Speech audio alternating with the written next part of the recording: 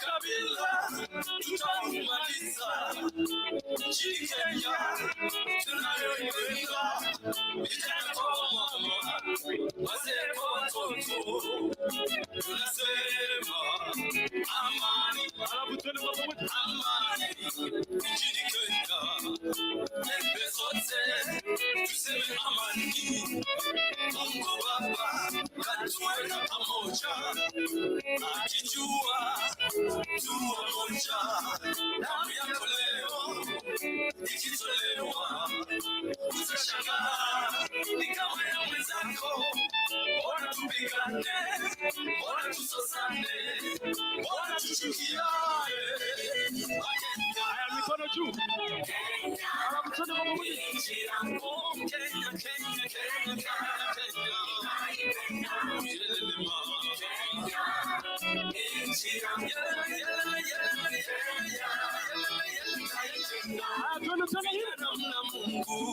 Vijana mna nguvu, usikubali kuharibu Kenya, usitumike na mtu yeyote asiyependa kujenga Kenya. Oh, yelele mama, yelele mama, yelele mama, yelele mama, oh yelele mama, yelele mama, yelele mama, yelele mama.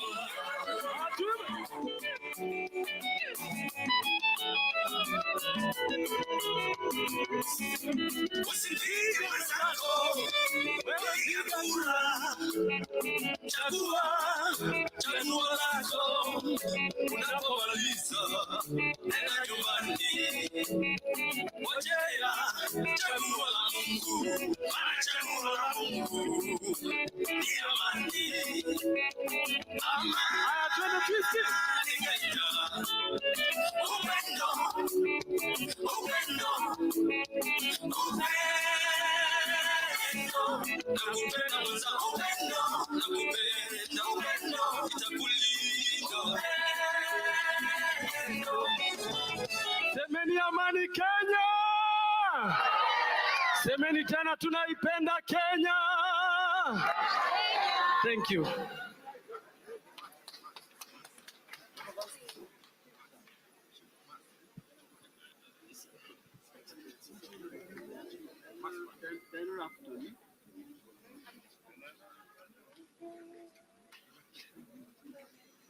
Ukishika mic Simba. Sawa basi.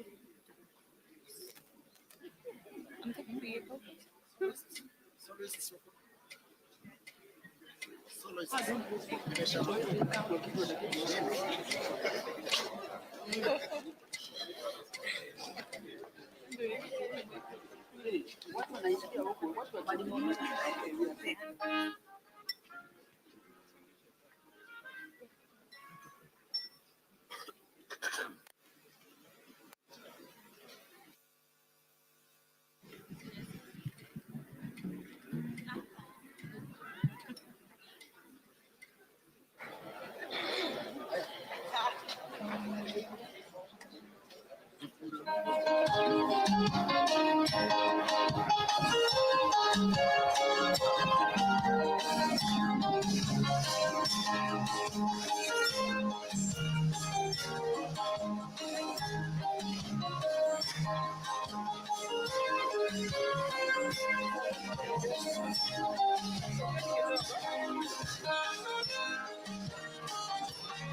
Najivunia nchi yangu ya Kenya. Kenya kipenzi ni nchi ya ajabu. Inafurahisha na kupendeza. Nikitazama pembe zote za Kenya. Leo tunazidi kupata. Nchi yetu yasonga mbele. Kani Kenya yasonga mbele. Sababu ya usalama. Usalama huo watoka wapi? Watoka kwa uongozi bora. Tuendelee kuijenga nchi yetu. Na tudumishe umoja wetu. Usiharibu nchi yetu ya Kenya. Sababu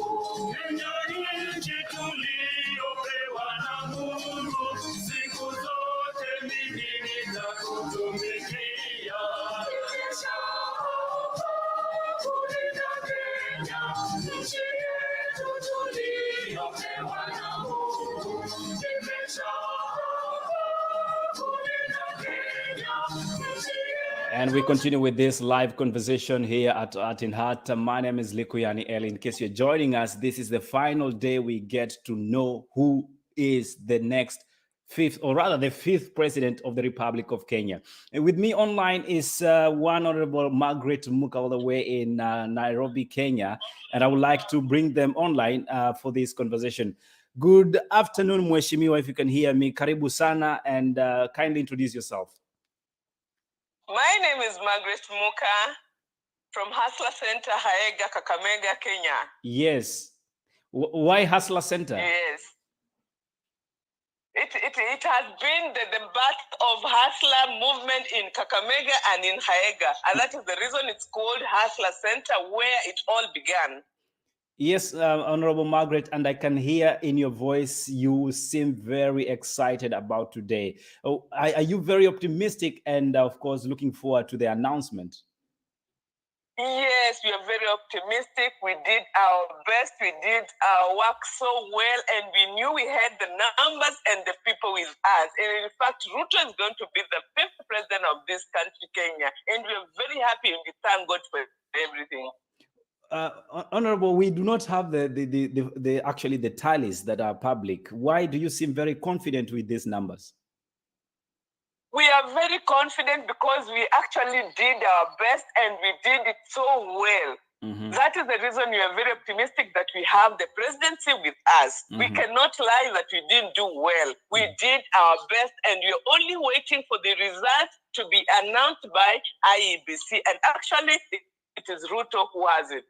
Okay, Mheshimiwa, if your candidate gets to form the government, his competitor, that is Raila Amolo Odinga, has a female deputy president in waiting. Why would you say that the Honorable William Ruto is perfectly fit to look into the issues that deal with women and persons living with disabilities? In his manifesto, he clearly told us, or it clearly shows that he has the interests of women and people living with disabilities at heart. Mm-hmm. And that is why he even told us about the bottom-up form of his government. Mm-hmm. He knows very well women are the powerhouse of this country, and actually he's going to work with women and everyone inclusive of his government will be in. Actually, there's nothing that anyone can be afraid of. Everyone will be included in his government. Okay, the bottom-up economy. How are we doing in terms of business? Is business at normal? You guys have closed for business today? No, at the moment, there are those who have closed and there are those who are still doing it. You know, as a hustler, if you close today, then you have nothing on the table for you. So actually, the hustlers are working. They've not closed their businesses, and we are still at it and doing it because bottom up is our form, and we have to work. Otherwise, if you don't work, you don't eat. If you don't work, you don't eat. And I hope Kenyans don't forget that because we have a new president and assume that things will be working as good as they have been. But your final remarks, what is your appeal to the rest of the nation as we close into the final announcement? Because we have been in Mirengo Tofauti, there are those who are for Azimio and there are those who are for Kenya Kwanza. We are all people of Kenya, and Kenya is actually our country, and there's nothing that is going to divide us because actually we know we cannot let it just go like that. Kenya is bigger than these parties and everyone else. Let me just appeal to everyone just to be calm, to be peaceful, because actually in every competition or in every event, there must be a loser and a winner. Because if you've lost, you lose just honorably, and if you win, you thank God that you won, and you embrace each and everyone and just tell them they did their best. And actually, everyone did their best. We are happy of everything that is going and how things are unfolding. Thank you. Thank you so much. That is Honorable Margaret Muka joining us live on telephone from Kayega. She calls it the center of Hustler. And thank you so much for coming through, Mheshimiwa. We hope to speak to you later after the announcement is made and we know exactly who is the president. Thank you. Thank you so much, JJ. Okay, take care. Good afternoon. That was Mheshimiwa Honorable Muka, and let's just go back to the Bomas of Kenya as you await the announcement from IEBC Chair, that is IEBC Chair Wafula Chebukati. And for those who do not know, why is Wafula Chebukati the only person who can do that? He is constitutionally mandated to perform that duty. Earlier on, we saw pictures and images of Agano party leader, that is David Mwaure, coming in with Wajakoya of the Roots Party. You have to remember that the Agano party leader has conceded defeat and decided he's going to support William Samoei Ruto if he clinches the presidency of the country. Meanwhile, we have seen Wajakoya, who has been on these screens, a happy man, very, very friendly with his competitor and seemingly having a good time with the rest of the team members. So let's cross over back to the Bomas of Kenya as we continue with the coverage of this session.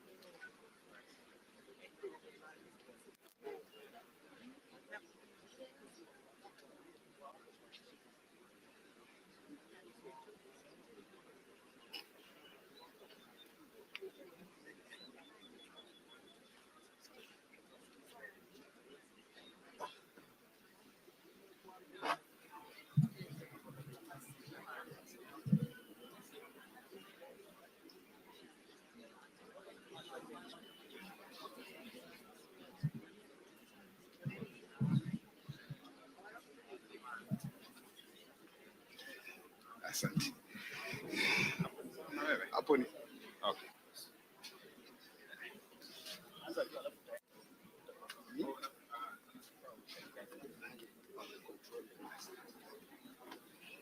Nataka ukue katikati ya kwaya. Sema vizuri. Karibu. Hapa ndio. Yes.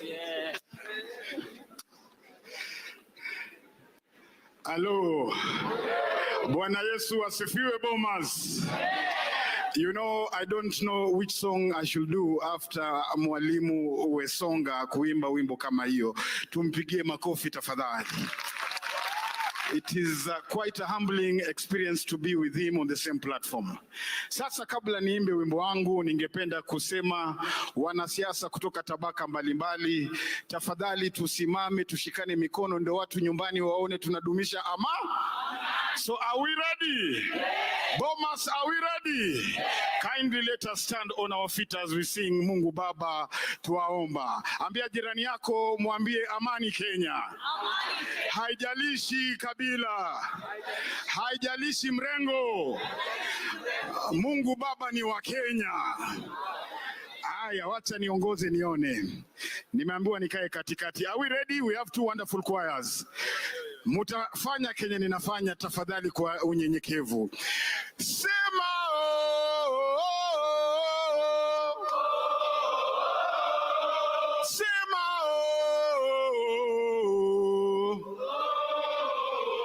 Kila mtu naomba tuweke mkono juu tafadhali kwa ishara ya amani. DJ, why keep me? So many things to happen. Lakini time ndio hiyo. Tafadhali achilia iende. Nina panic kama Manchester United jamani. Are we ready? Haya, tafadhali nipe volume. I love you Kenyans. Sema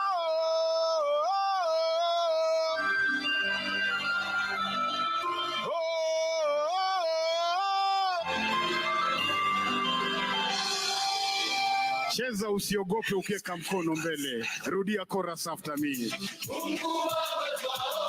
Siwasikii. Kila mtu imba. Kenya, Kenya. Kila mtu imba. Alaweka waipa. Mungu Baba twaomba. Uilinde. Kila mtu imba. Kwa sauti kwa sauti kila mtu imba. Let me say love one another. Okay, can you please say love one another? Me say stop one another. Okay, can you please say stop? Because we are the leaders of today. We are the one that the Lord has chosen. Yes, we are the one with the power today. Yes. My Kenya, my land, my resident, my president, my town, my city, my town, my Kenya, my land, my resident, my president, my town, my city, my town. Wakenya, wanasiasa siwaoni bwana. Mungu. Kila mtu imba. Kenya, Kenya. Twende kila mtu twende. Wakenya, Wakenya. Kila mtu twende.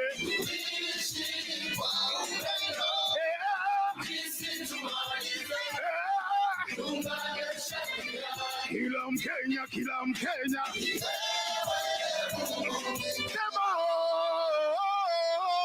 You are saying our show. It was for Chebukati 20. Violin. Shika jirani yako mkono. Muulize wewe ni mkabila gani? Mwambie haijalishi kabila lako. Mwambie mimi ni Mkenya. Weka mkono kama umeshika juu. This one dedicated to the GSU. Are you ready? Haya twende, ngoja, twende hivi, twende.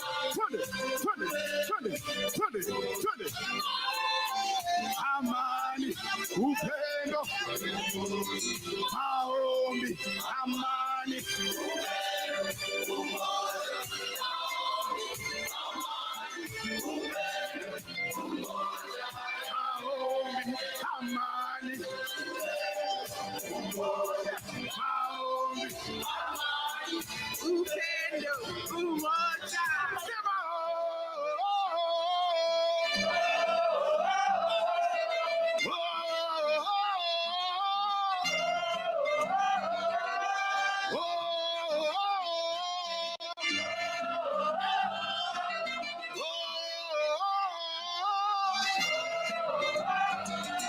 Nasema wimbo imeisha na hakuna makofi. Love you people.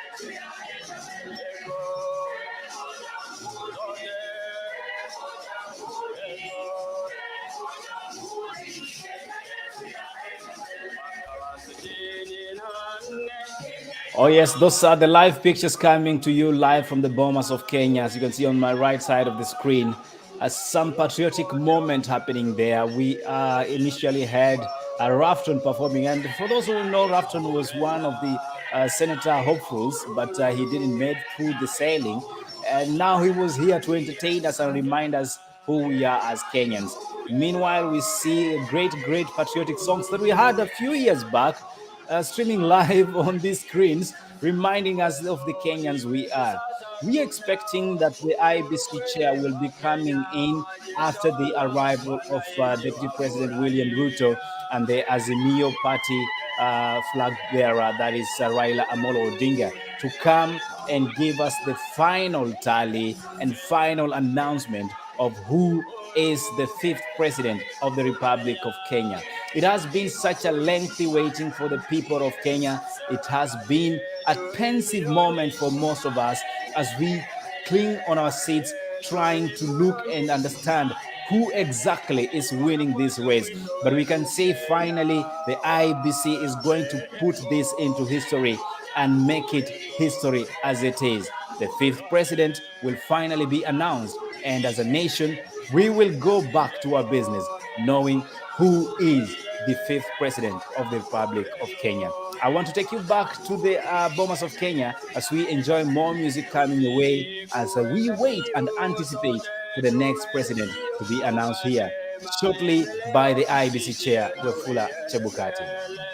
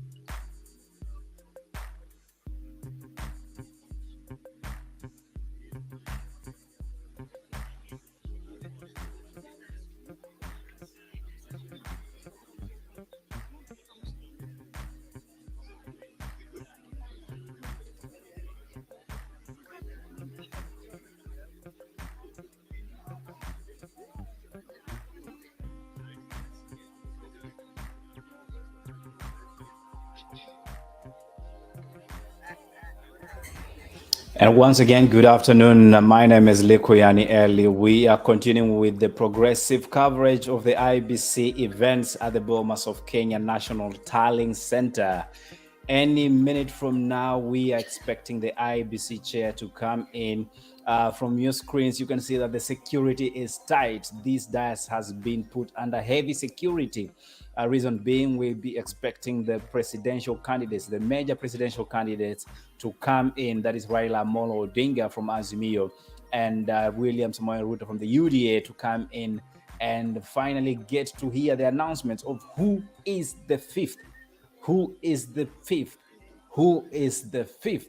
That is everyone's questions and everyone's lips. They are wondering and been asking, who is going to be the president?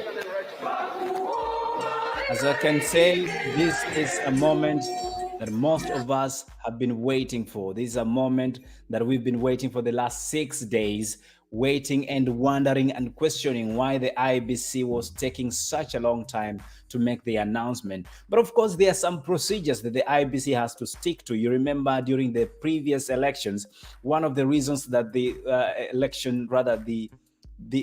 the presidential candidates election was overruled, that is Raila went to Supreme Court, and this Supreme Court overturned by Justice Maraga. One of the reasons was that the procedure was unprocedural and it was not free and fair kind of election. So IEBC has put everything into space to make sure that they avoid such a scenario, something that has led to a lot of Kenyans wondering and demanding to know why it is taking too long. As a matter of fact, the Azimio team had the congregation the other day, and they came out demanding that the IEBC chair must declare Raila Amolo Odinga as the 5th president of the Republic of Kenya. We filed this report for you, and we want to take you back to it so that you can understand how things have been progressing all through. Take a look. For several days now, Kenyans have been treated to such chaotic incidences as the bombers of Kenya continue to work behind the clock to deliver the final presidential results. I want to announce to the nation that Bomas of Kenya is a sin of crime. Raila has won elections. Raila must be declared as the 5th president of the Republic of Kenya, and Raila must be sworn in as the 5th president of the Republic of Kenya. We have sent our opponents into political oblivion, which is the entombment of the unworthy into their own dust of nothingness. Led by Siaya Governor-elect James Orengo, the Azimio la Umoja is now calling upon the DCI to look into a criminal element called Kenya Kwanza. I urge the DCI, because within Kenya Kwanza there's a criminal enterprise. These people should be arrested. Mr. Odinga Raila in Form B in Thindigwa Primary School was captured at 11 instead of 111. Meanwhile, they are adamant that Raila Odinga is the president-elect and should be declared as one as soon as practical. I think IEBC is taking too long. The anxieties are necessary. We want the announcement. Raila has won this seat. So there is no wastage of time. We are going to celebrate, I think, before the end of today, Raila's win. If you go to the KIMS kits, again, the transactions of uploading the results that are contained in the forms, if you look at those KIMS kits, the election has been won by Raila Amolo Odinga. Meanwhile, the Azimio la Umoja running mate Martha Karua has called upon its members to be confident, alluding that they have the numbers. We took copies and we tallied, and we know where we are. And we know if we had the power, by now we would have called it for ourselves. But we will wait. We will wait for that announcement. But please be upbeat. Know that Kenyans did give us the opportunity to steer the nation, and we are waiting for the official seal of approval. Reporting for Art in Heart, my name is Likuyani Eli. Asante sana.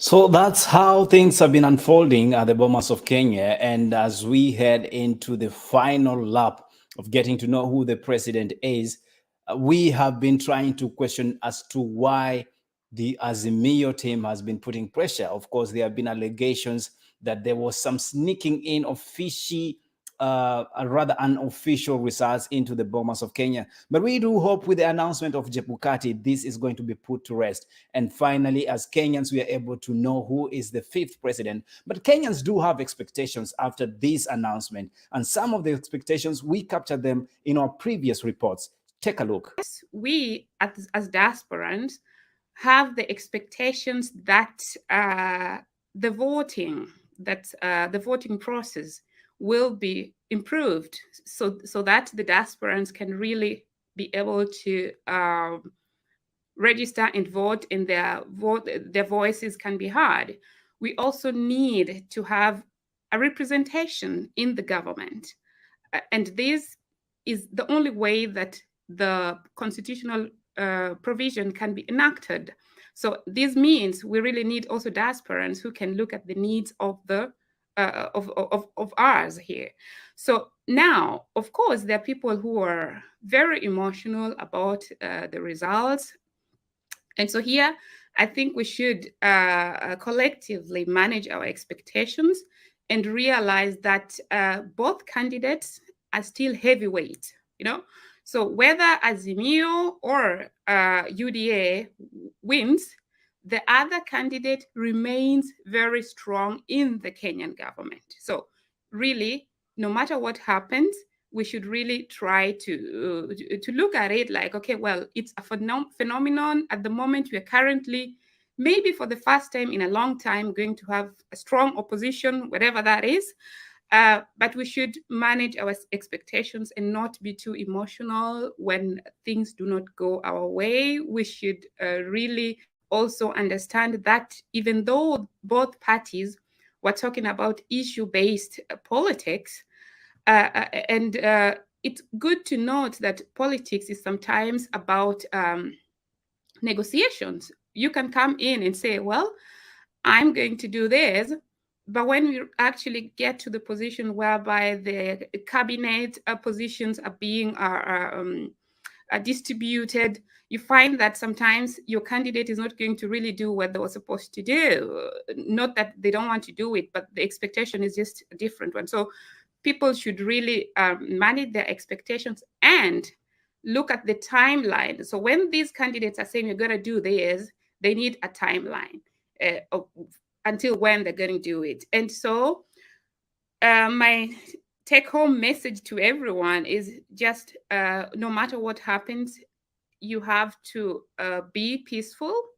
You cannot, especially to the diasporans, you cannot sit in the diaspora and tweet or just send out inflammatory messages, while back home, you know what can happen.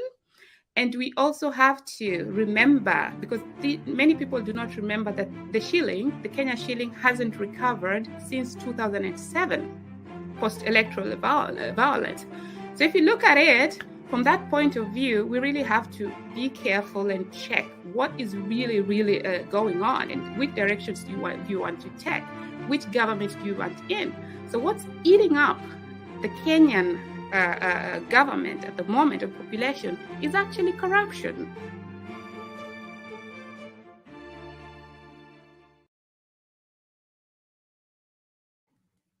Indeed, these are some of the concerns for the Kenyans, and you've heard it from, that is Margaret Rolfe in Germany, as she speaks very passionately about the issues that we will be facing. Fact is, for the first time as a country, we will have a very, very competitive government in terms of the majority and minority of the House will be coming together to ensure we have good checks and balances, something that we've lacked for the past few years. And another issue she has raised in that conversation was about corruption. We've seen a lot of money being wasted, public funds. We've seen a lot of cases coming up, and nothing substantial has been done to address this. So these are some of the concerns that Kenyans will be looking at large to address. I'm joined here with Godwin. Godwin, good morning or good afternoon, should I say? Good afternoon, Eli. I hope you can hear me. I can hear you loud and clear, sir. Talk to me, sir. How is the mood? Trying to manage. At least we are almost there. It's been a long week. Yes. Let's hope everything settles today, and we won't have again, Kenyans having faced a lot of time again moving to courts and stuff. I wish to finish it round 1. Yes, because I mean, we've been waiting for the last 6 days, should I say, and a lot of people have been raising concern as to why the process is too slow. But in terms of trying to put things into perspective, Godwin, would you say it has been a slow process, really? Definitely. Slow here is relative because from IBC's point of view, they've not been slow because they are working within the timeline. Whereas on the citizens' part, they believe IBC has been slow, given the precedent that was set, whereby we've never had to wait this long. But I understand IBC is trying to be cautious to avoid many issues with this matter go to court, so they're just trying to be careful. So I think it's a matter of balancing the situation.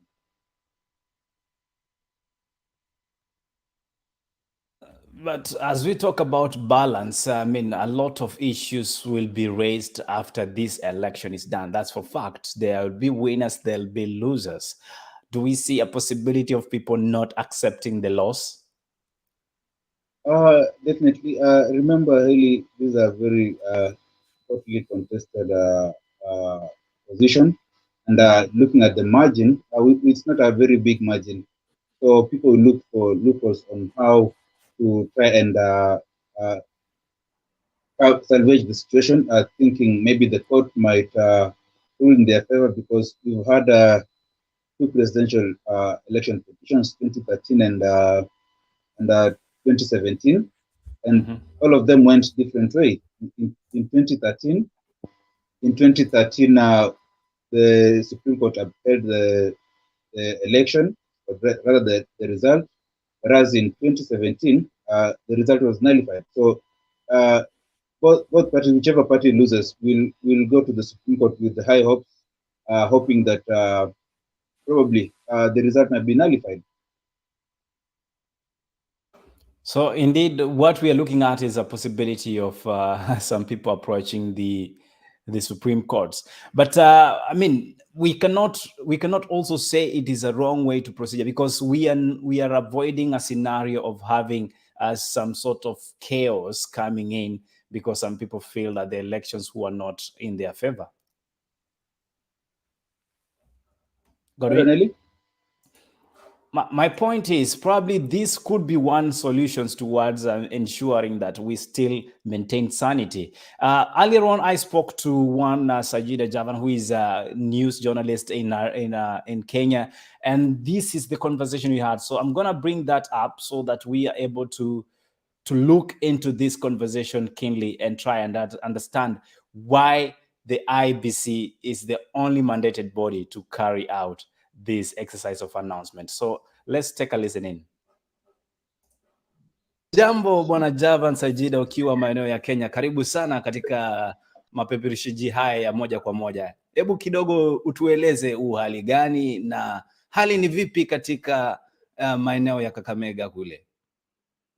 Shukran Eli, nashukuru sana, asubuhi njema kabisa, hali ya jua tu ndio iko Kakamega.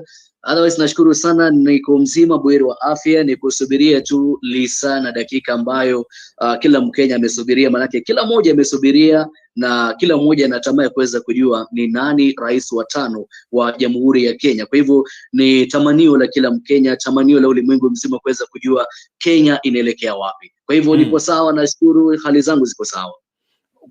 Bwana Sajida, umekuwepo katika ukumbi wa Bomas kwa muda mrefu ukifuatilia upeperushaji huo wa matangazo ya kusema ni nani ambaye anaongoza katika sehemu ipi. Kulingana na taarifa ambazo umeweza kukusanya, waweza sema kwamba sisi kama Wakenya tuliweza kujitokeza kwa hali na mali ili kumshabikia yule ambaye atakuwa rais katika pande hizi mbili? Naam Eli, nashukuru. Nimemwona mwenzangu Hamasi akiondoka na amezungumzia, manake uzuri ni kwamba umemtaja kama mwandani wa mrengo wa naibu wa rais William Ruto, Kenya Kwanza. Mimi sitakuwa na mrengo kwa sababu ya kazi ambayo naifanya, na kwamba nitazungumza kulingana na yale ambayo niliona Bomas of Kenya. Naam. Na hapa cha kwanza ni kwamba Bomas of Kenya, nashukuru kwanza Wakenya wamejitokeza kwa wingi na wametekeleza wajibu wao kisheria, kikatiba kuweza kujitokeza na kuweza kupiga kura. Jambo la pili ni kwamba tunaangalia kwamba hali ya anga ilivyo kwa sasa na zile ambazo tuseme kwamba ni tuseme kwamba lile tumbo joto ambalo pia lina kumba kila mmoja, manake pande zote zimeshinda hadi kufikia sasa, pande zote zimeshinda, iwe ni Kenya Kwanza, iwe ni Azimio, kila upande umeshinda, kila mmoja ana figa za kwake. Kenya Kwanza wanafiga za kwao, Azimio wanafiga za kwao, na mimi nilikuwa Bomas of Kenya Eli, na naweza nikaeleza ulimwengu kwamba sikuona screen hata moja ya IEBC ambayo ilidhibitisha kwamba zile nambari za IEBC ambazo zinadhihirisha kiongozi fulani amepata kura fulani ndio ile screen pale. Hakukuwepo na screen yoyote ambayo ilikuwa inadhihirisha yale matokeo ya moja kwa moja, unless vile Kamasa anasema they had their own tallying, because kulikuwa na ule uhuru wa kufanya ile tallying kila mmoja kivyake. Lakini mimi nilikuwa kule ndani, nilikuwa kule nje, sikuona screen ambayo inadhihirisha kwamba huyu amepata kura fulani, huyu kura fulani. Kile ambacho tulikuwa tunaona ni zile form jinsi ambavyo zilikuwa zinaletwa pale. Tumefikisha form ilifaziwe karibu 146229 pale. Tunaambia kwamba zimefika form fulani fulani, 90%, 91%, hivyo hivyo. Lakini kuna kwamba zile hesabu zimefikia wapi ni jambo ambalo kama mimi si kuliona pale Bomas of Kenya. Kwa hivyo mimi niko kwenye giza sawa na yule Mkenya mwingine ambaye pia hajajua ni nani ambaye anaongoza kwenye hii kura, kwa sababu nikija hapa nikueleza kwamba labda Mheshimiwa William Ruto alikuwa mbele au Mheshimiwa Raila Odinga alikuwa mbele, kisha baadaye mwenyekiti wa IEBC kule Chebukati aje kueleza ulimwengu kwamba sivyo ambavyo mnachukulia, huenda kama matokeo ni mengine tofauti. Je, nitaeleza nini wa Kenya? Je, nitaambia nini ulimwengu kwamba hizi figa nilizitoa wapi? Kwa hivyo ndio swala. Kwa hivyo siwezi nikadhibitisha kwamba kiongozi fulani ameongoza, kiongozi fulani akafuatia, la hasha. Mimi nikusubiria pia vile Wakenya wamesubiria, hata mimi nimesubiria kuweza kujua nani ambaye alizoa kura nyingi, nani ambaye aliweza kuitimiza vile vigezo vya katiba 50+1, na vile vile kuweza kujua nani ambaye aliongoza kwa kaunti 24, angalau kaunti 24 kati ya 47 ambazo tuko nazo humu nchini, ndio tuweze kujua. Lakini tuko tayari kwa kiongozi yeyote ambaye tunaenda kupewa, awe ni Raila Odinga, awe ni William Ruto wa Jakoya, ama Mwaiga Mwaure alijiondoa jana, lakini tupo tayari, Wakenya wako tayari. Na Eli, kwa sababu huko Kenya lakini nimevizia tayari kwenye lango la Bomas pale, tumeona wafuasi wa chama cha ODM wakiwa pale tayari kupokea matokeo. Kule Eldoret Town pia wafuasi wa naibu wa rais William Ruto wamejitokeza kwa wingi, denzi zinapigwa. Kwa hivyo kila mmoja anahisi kwamba nimeshinda huu uchaguzi na ana mihemko ya kwake kwamba mtu wangu ameshinda. Hata mimi nasema kwamba wacha mimi ningoje Chebukati aweze kutueleza kwamba nani ambaye ameweza kupata uungwaji mkono mkubwa kwenye uchaguzi. Na lakini bwana Java, kumekuwepo na tetesi kwamba vyombo vya habari vimekuwa vikipeperusha matangazo ambayo si halali, na ikafikia wakati wakaacha kuonyesha zile nambari kwenye televisheni zao na mambo kama hayo. Huenda ni sababu gani kuu ilichangia wao kufanya vile? Natumai kwamba Eli, na nilivyosema kwamba kwa sababu kuna ile tallying ambayo vyombo vya habari viliruhusiwa, kuna ule uhuru kuweza kuwa na zile figures za kwao, waliruhusiwa. Na vile vile ukiangalia kwamba pia IEBC na hesabu za kwake. Kwa hivyo vyombo vya habari kuna vile ambavyo walikuwa nakusanya yale matokeo, na kuna jinsi ambavyo pia walikuwa wanafanya hesabu za kwao, lakini ilikuwa kwamba lazima zilingane na zile form 34A ambazo zilikuwa kwenye portal ya IEBC. Kwa hivyo utapata kwamba vyombo vya habari kwa wingi ama idadi kubwa havikuendelea na yale kupeperusha yale matokeo unavyosema, vilifikia mahali kisha vikagwama. Huenda kama ni resources, huwezi jua kwa sababu jamaa ya vyombo vya habari vilihitaji kwamba viwe na around reporter karibu kila kituo uwe navyo. Huenda kwamba kule ambapo walikuwa wamefikia ndio kule ambapo huenda reporters wao walikuwa wamefikia, na kule kwingine hawakuwa na ile, kwa sababu lazima uweze kupata the actual figures. Ili kwamba siku moja ukiuliza kama mbona mliweza kupeperusha haya matokeo na haijatokea hivyo, na uwezo kuweza kujitetea na mseme kwamba tulifanya hivi na hivi na hivi na hivi ndio kuliko. Kwa hivyo ni swala ambalo kila mmoja anajiuliza kwamba ilikuwaje vyombo vya habari vikasimama kupeperusha yale matokeo. Na ndio maana nikasema kwamba kufikia sasa kila chombo cha habari, nimeona kuna baadhi ya vyombo vya habari vishahata tupatie zile figures za mwisho kwamba huyu ndio kiongozi ambaye alikuwa anaongoza kufikia wakati fulani. Vipo, sijakataa, lakini swala hili zima ni kwamba zile fomu zote 100.00 IEBC ndio ina matokeo ya huu uchaguzi. Kwa hivyo sisi tutakuwa wapole, tutasubiria tuone kwamba kwenye huu uchaguzi ambao labda samahani kidogo, labda IEBC ina kipi cha kuweza kueleza wa Kenya na ulimwengu kiujumla. Kwa hivyo zile figures ndio zimekuwepo kwenye vyombo vya habari, lakini tutaendelea kuweza kusubiria tuone kama zile figures ziko za kweli ama si za kweli. Labda kama walikosea, shida ilikuwa hapo wenyewe kuja kuelezea shida ilikuwa. Lakini nakumbuka kwamba pia baraza la vyombo vya habari nchini, Media Council of Kenya, ilijitokeza wazi na kusema kwamba idadi ambazo kama zile takwimu ambazo zinatolewa pale na vyombo vya habari huenda vinaweka taifa kwenye hali ya sintofahamu, manake tumbo joto linakuwa linamzonga kila mmoja. Kwa hivyo kufikia pale nikaona kwamba vimeanza kupunguza, baadaye wakaanza kupeperusha matokeo kutoka kwa ngazi za kaunti na wala si za kitaifa, na ikapotelea pale. Kwa hivyo tutasubiria tuweze kuona kwamba hali inakuwaje, mambo ilikuendaje. Hii ni baada ya kuweza kutangaziwa mshindi masaa machache yajayo. Masaa machache yajayo tutaweza kupata mshindi ni nani. Lakini Bwana Javan, kuna taarifa ambayo tulikuwa tumeandaa pale awali kuhusiana na ile migogoro na ile hali ya mshike ambayo ilishuhudiwa pale katika ukumbi wa Bomas. Ningependa tutazame alafu kisha tuchanganue kidogo.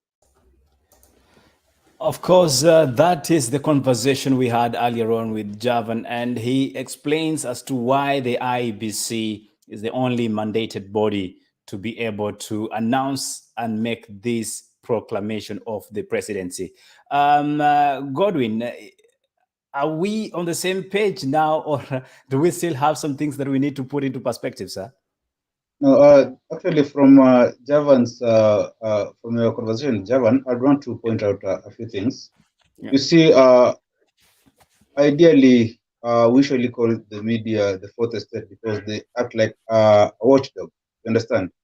And IBC mandated the media houses to have a parallel telling center for this. So this is a scenario. I want you to imagine this scenario where the results have been announced. Each party, either of the parties contesting the result. Now, all the political formations, they had their tallying, parallel tallying centers. So each formation will come with the results that favor them, why they feel the result announced by IBC is not right. So where do we go to after that? We'd expect at least the media houses to come and say, you know what, we were non-partisan and this is what we got. Is it in tandem with whatever IBC has provided, or does the result we have match any of the political formations? You know, so we have like a marking scheme, you know, like this one have this and this one have this. So at least this one matches with this one, or this one matches this one. But now the media will not have any moral authority to come with any result to say that this is what they tallied, because they started by showing Kenyans a provisional result, and then all of a sudden they went blank and nothing has been happening. So we'll not expect the media houses now later on to come and say, you know what, according to the tally we did from 34 A's that were on the portal, this is what you got. Why? How did you get it? Yet you started broadcasting the result, and then all of a sudden you disappeared, and you've not explained what happened or why you stopped. So I feel where we are right now, we'll just rely on whatever Chebukati is, or whatever Chebukati has. So the matter will have to go to court, and then now the forensics of let's confirm, let's now have another maybe body doing, an independent body doing this in terms of retallying the votes, or rather the from 34 A's that were uploaded on the IBC portal. So I think on this one, media has I hope failed. you mean that is if only one of the candidates contests the results, rather. Exactly, and that's what I said when I started, because either way we'll expect any of the parties to contest, and if they're going to contest, they'll come with their own tally. You understand? So they'll want to dispute why theirs is correct as opposed to what IBC has declared, and the other party that has been declared winner, probably theirs will be matching with what IBC has, or even if it was not the same, because they've been declared winners, they'll have to go with what IBC has. You know, so the honors will be on the contesting party to prove that whatever they have is the right one. But after that, we have their word against IBC, and then we don't have any other person that will come and say, you know what, we also did the tally, and whatever we came up with, whatever we found, this is what we got. Understand? So now the matter will be left to the court to decide how is this matter going to be resolved. Well, no more court cases because earlier on we saw the mood looks to be good. people are shaking hands in anticipation. We've had very positive body language, but I hope this is not another political game and gimmicks that we see on our screens. As you can see right there on your screen, it's some entertainment coming to you from the Bombers of Kenya. So let's take some pause as we look at this.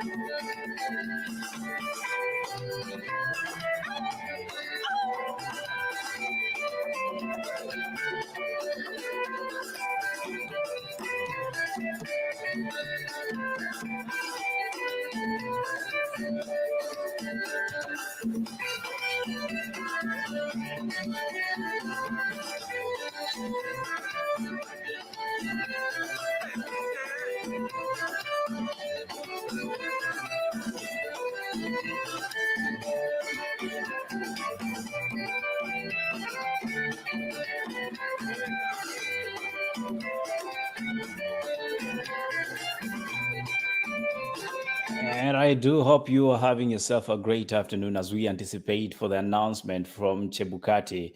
Tyson Okwemba says, nice. Thank you so much for coming in. And Beatrice earlier on said, volume. I hope that has been sorted. We have the audio. And I'm here with Godwin. Godwin, you see, even as we debate and discuss over these matters, there have been other media houses that have been tallying these numbers. And this include the BBC. I don't know if you had a moment to look at the BBC website that is covering the Kenya elections.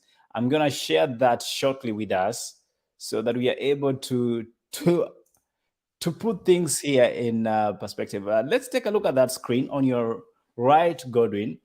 If you can see it there. This screen indicates some results there. Those are supposed to be provisional results. That is according to their tallying from the data they acquired from the website that was public portal from the IEBC to show the Form 34As. And according to those live results, it shows William Samoei Ruto is leading with 50.7%. That tabulates to 6.969.466. That is 6,966,466 votes, followed closely by Raila with 48%. That is a margin of about 2%, which is at 6,692,629 votes. And then we have Ojakoya and David Mwaure. So from these results, I think we can understand why Kenya Kwanza has been exhibiting a lot of confidence. But is this good enough to say we know the winner, Godwin? Just before I proceed, I think my eyes can't get that far. What is the last time that the result was updated on the BBC? Actually, these are live updates as they are happening. These are live result update, and it is as it is right now based on the tabulated numbers. Okay, and now you see, this is the thing I was telling you. So should anything happen, many Kenyans might resort to benchmark whatever result IBC has provided with what BBC has given, because they've maintained like it's been live for quite some time now. So people will want to see whatever IBC declares, if it's going to be telling the same way with what BBC has done, because it's all about perception and mindset. Many people will think, you know what, this is an international media house, so it has no vested interest in all this, so they were impartial or rather non-partisan in interpreting this. So they tend to believe it more, because we all know what has been going on in our country, and some media houses have been labeled to be biased or to be leaning towards a certain political divide. So even if they are to bring out results, maybe whatever they tell it from 34 is on IBC's portal, still they'll be questioned by people who feel the media house, whatever media house has been leaning towards a particular political divide. So Kenyan media houses will not be trusted that much. So many people will tend to look at what BBC has given vis-a-vis what IBC will have tallied. I mean, Godwin, we can argue that, but we can also argue that this is a true reflection of the results, because if we go by the words of the IBC chair, what he said is the election results we see on the Form 34As are the final results. The only difference is they have to be counter-checked. So if we have to go with that, and the data is it is as it is, and therefore we can be able to say probably we know who the next president is. And Ellie, also, as you argue in that manner, someone else will argue, because we've already had instances where IBC has declared there's some Form 34As, the physical ones that were supposed to be submitted at Bomas of Kenya, that have been missing. You understand? Including that from the polling station where Right Honorable Raila Odinga voted from.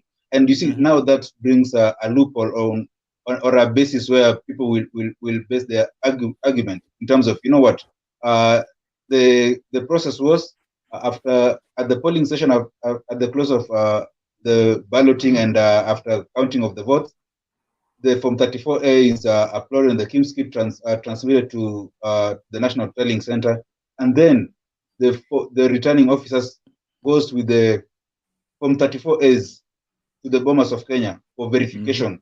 You know, counter-checking with whatever that was uploaded on the portal. So if the original Form 34 is missing, it means the one that was uploaded on the portal is questionable, because what are you counter-checking it with? Because for you to counter-check, you need to have the original to make sure this one matches with whatever that was posted on the portal. And these are some of the things that I'm telling you might give whichever party that will be contesting the election a ground to go to the Supreme Court. Well, they will be going to Supreme Court, not going to the Supreme Court. These are some of the things we'll be paying attention to ensure that we bring you the accurate information and news as it is. For now, we can only say and hope that this is going to be one of those historical moments that we will have somebody actually accepting that they lost the election or accepting that the other party won the election. But talking about losing and winning, what exactly is at stake here? Let's take a look at some of the conversation we had in the recent past that was actually addressing this issue when it comes to losing and winning of the elections. How does media play a role in either escalating or de-escalating these temperatures that each of us has been feeling since the 9th of August? I feel that the media has a huge part to play in our stress and our anxiety, and I fear that we have not done a very good job, especially if you look at how different media stations are adding up the tallies. I feel that we're constantly bringing on experts who are saying this person is one, that person is one, and that. Let us wait. So I feel like as media, we need to take more responsibility, not to sensationalize, But unfortunately, I know coming from the media world, people want to, we sell sensation, sensational news, sensational stories, we sell them. And I feel that in Kenya, we do that a lot. And my advice to, and I've seen a few people on media say this, please stay calm, please wait till I heard Bonnie say it earlier on, please let's wait for IEBC to come out. So I've heard that, but I think and also the one thing the media have not done well, and I go to a few of the TV stations, is they've not been quick enough to count the tallies coming out on 34As. They've been extremely slow because IEBC, let me tell you something, Eli, that's really interesting that's coming from Reuters and BBC, is that this has been one of the most transparent elections because of what's coming out on IEBC's website. Yep. So we must honor that. If any of the parties decide to rig this, it's going to be very obvious, very obvious. And I am not scared to say this, I might get vilified, but we're not stupid, okay? The Kenyan people are not stupid. So don't do something stupid. I'm saying to both the candidates who are at the top, just treat us with a bit more respect. And I don't know, I just feel like if you've lost, please accept that with grace. Concede defeat with grace. And I have to say, Odinga's never done that. And so if he loses, concede with grace.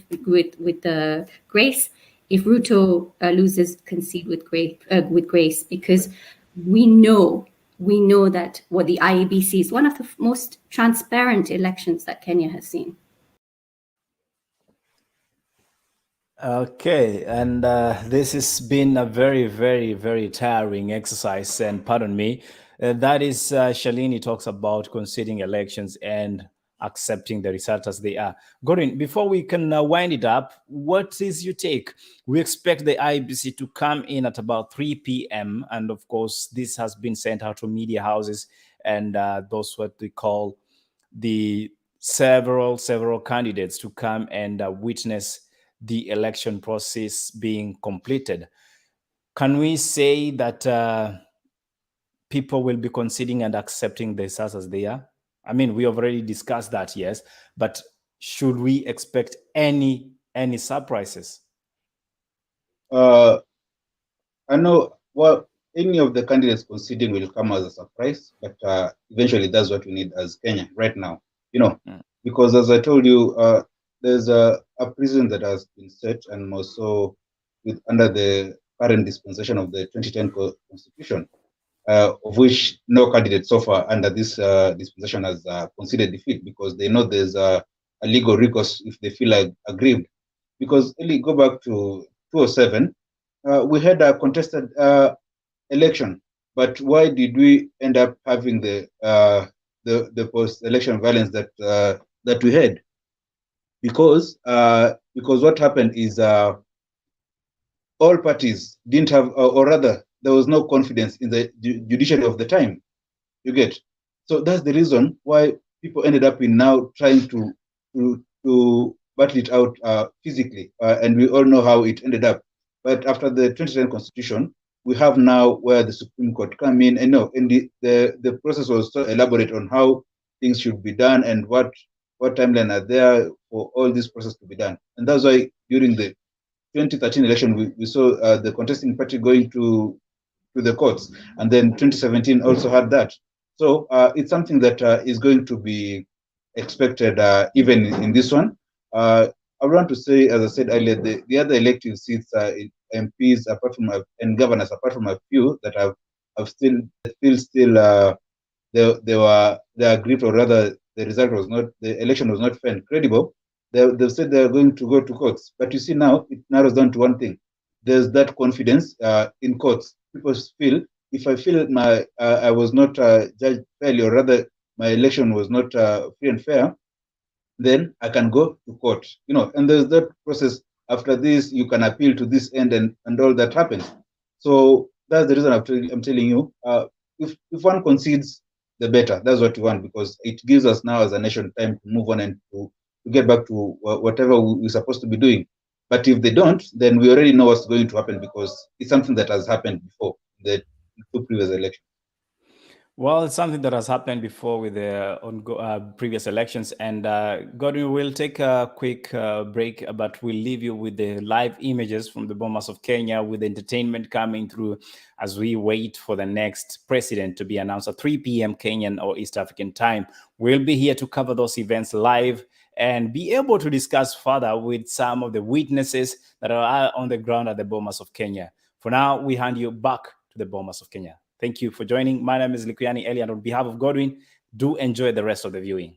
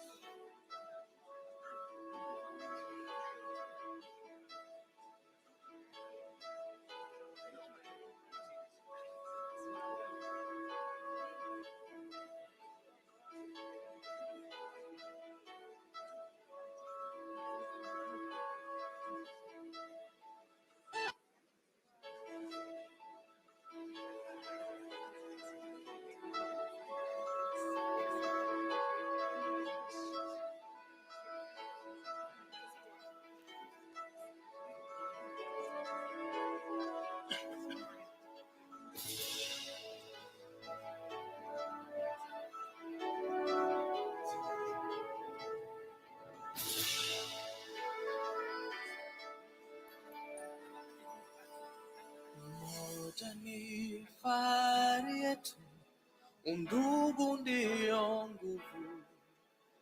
Chuki na ukabila hatutaki hata kamwe.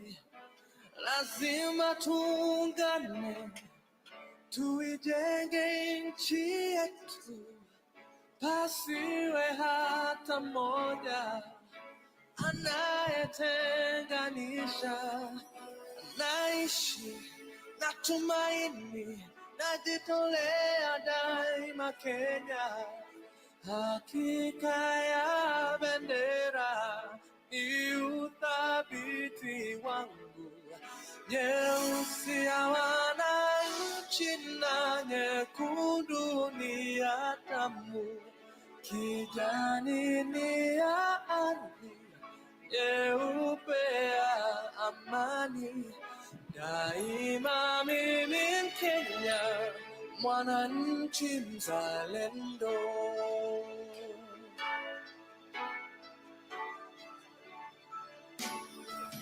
Kwa uchungu na mateso, kwa vilio na huzuni, tulinyakuliwa uhuru na mashujaa wa zamani.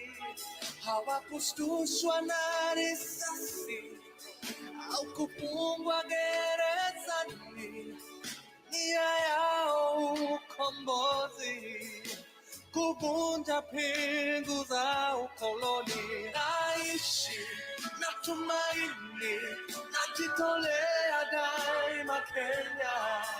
Hakika ya bendera ni uthabiti wangu, nyeusi ya wananchi na nyekundu ni ya damu, kijani ni ya ardhi, nyeupe ya amani. Daima mimi Mkenya, mwananchi mzalendo.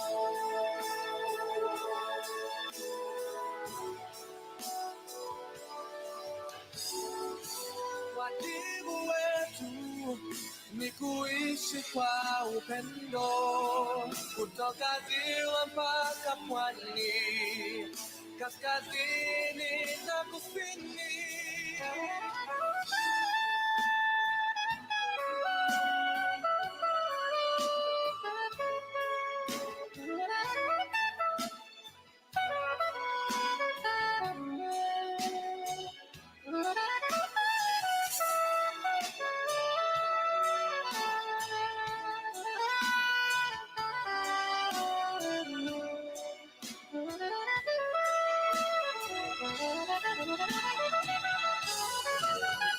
Naishi na tumaini, najitolea daima Kenya.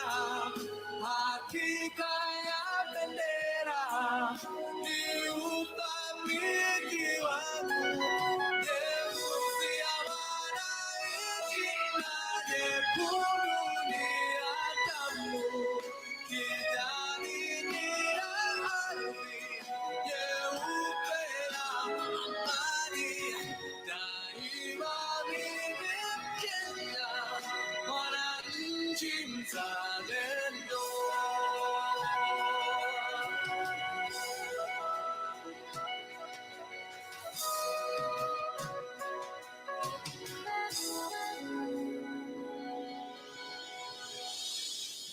Kijani ni ya ardhi, nyeupe ya amani. Daima mimi Mkenya, mwananchi mzalendo.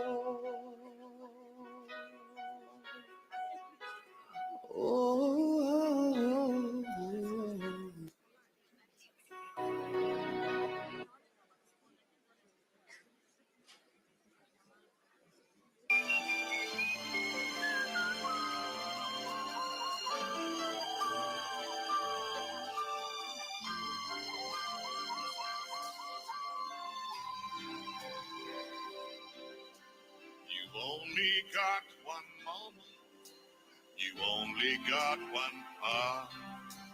You've only got one life to live, no matter who you are. You can go the whole world over, every city has its dawn. But everybody living has one place where he was born.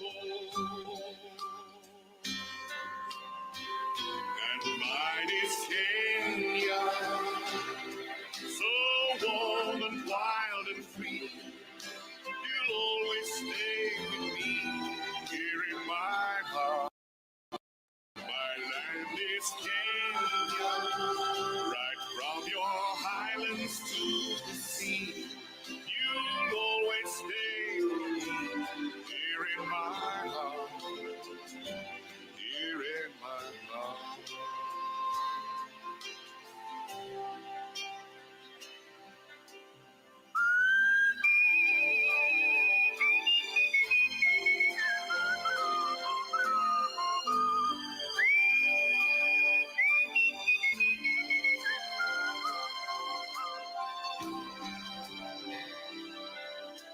You've only got one childhood and the memory that springs when you see your house, the tree you climbed, and all those precious things. The faces of the friends I had, the images that fall. When I close my eyes in the land I love, the land where I was born.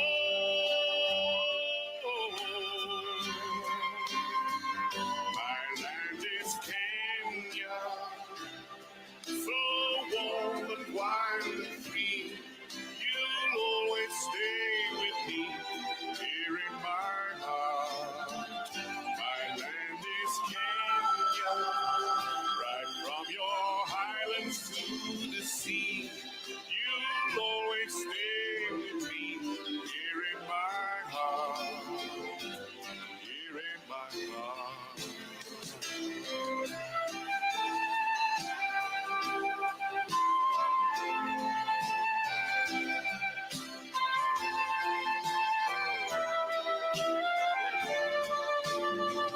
My land is Kenya, right from your highlands to the sea. You'll always.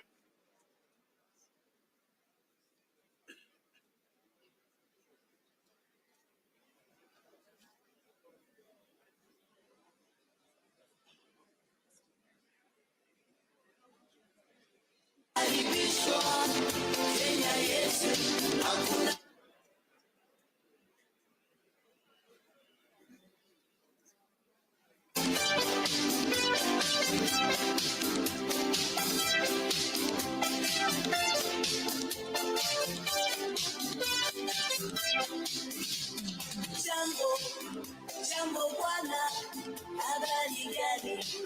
Nzuri sana, wageni wakaribishwa Kenya yetu, hakuna matata.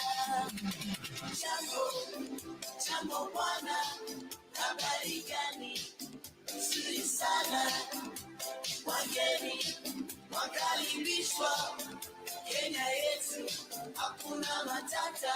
Kenya nchi nzuri, hakuna matata.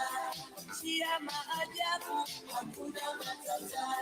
Nchi ya kupendeza, hakuna matata.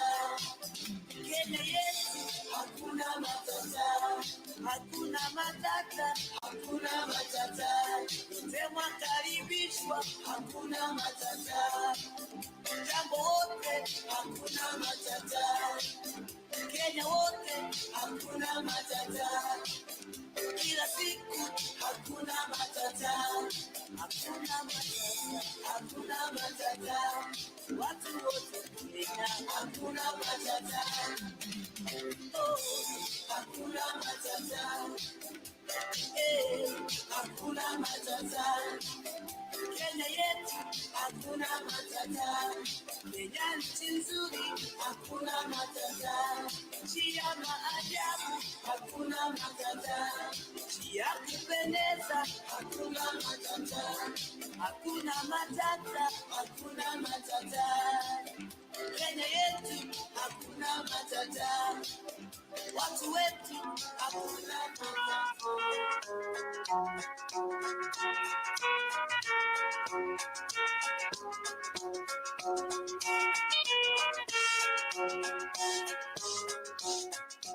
Wimboni naimba sio wimboni maombi, nikiomba Mwenyezi Mungu aibariki Kenya yangu, kwa jina la Baba na la Mwana Roho Mtakatifu, amina. Kwa jina la Baba na la Mwana Roho Mtakatifu, amina. Ewe Kenya nchi yangu, ewe Kenya baba yangu, ewe Kenya mama yangu, sitakuacha milele.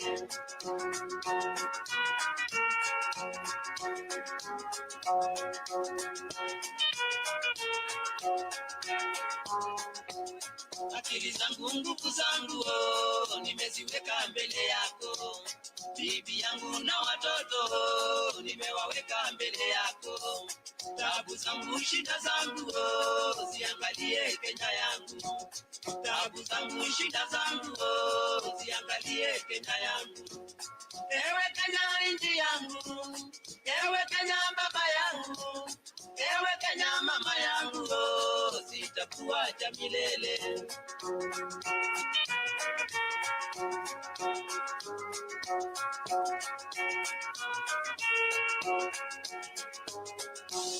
Matajiri masikini, sisi sote binadamu. Matajiri masikini, sisi sote binadamu.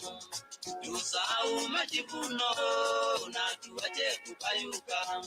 Tusahau majivuno na tuache kupayuka. Utajiri majivuno sio tikiti ya mbinguni. Utajiri majivuno sio tikiti ya mbinguni. Bahati yako ni ya leo, ile ya kesho ndiyo yangu. Bahati yako ni ya leo, ile ya kesho ndiyo yangu. Ewe Kenya nchi yangu, ewe Kenya baba yangu, ewe Kenya mama yangu, sitakuacha milele.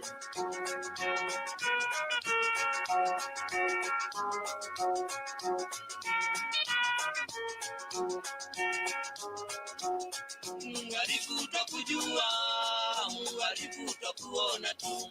Mwarifu tokujua, mwarifu tokuona tu. Fulani zako tazijua, lengo lako twalijua tu. Fulani zako tazijua, lengo lako twalijua tu. Wataka kunyamba Kenya we, utuharibiewa. Wataka kunyamba Kenya we, utuharibiewa. Harufu yako twaijua, hata ukipanda ndege. Harufu yako twaijua tu, hata ukipanda ndege. Ewe Kenya nchi yangu, ewe Kenya baba yangu, ewe Kenya mama yangu, sitakuacha milele.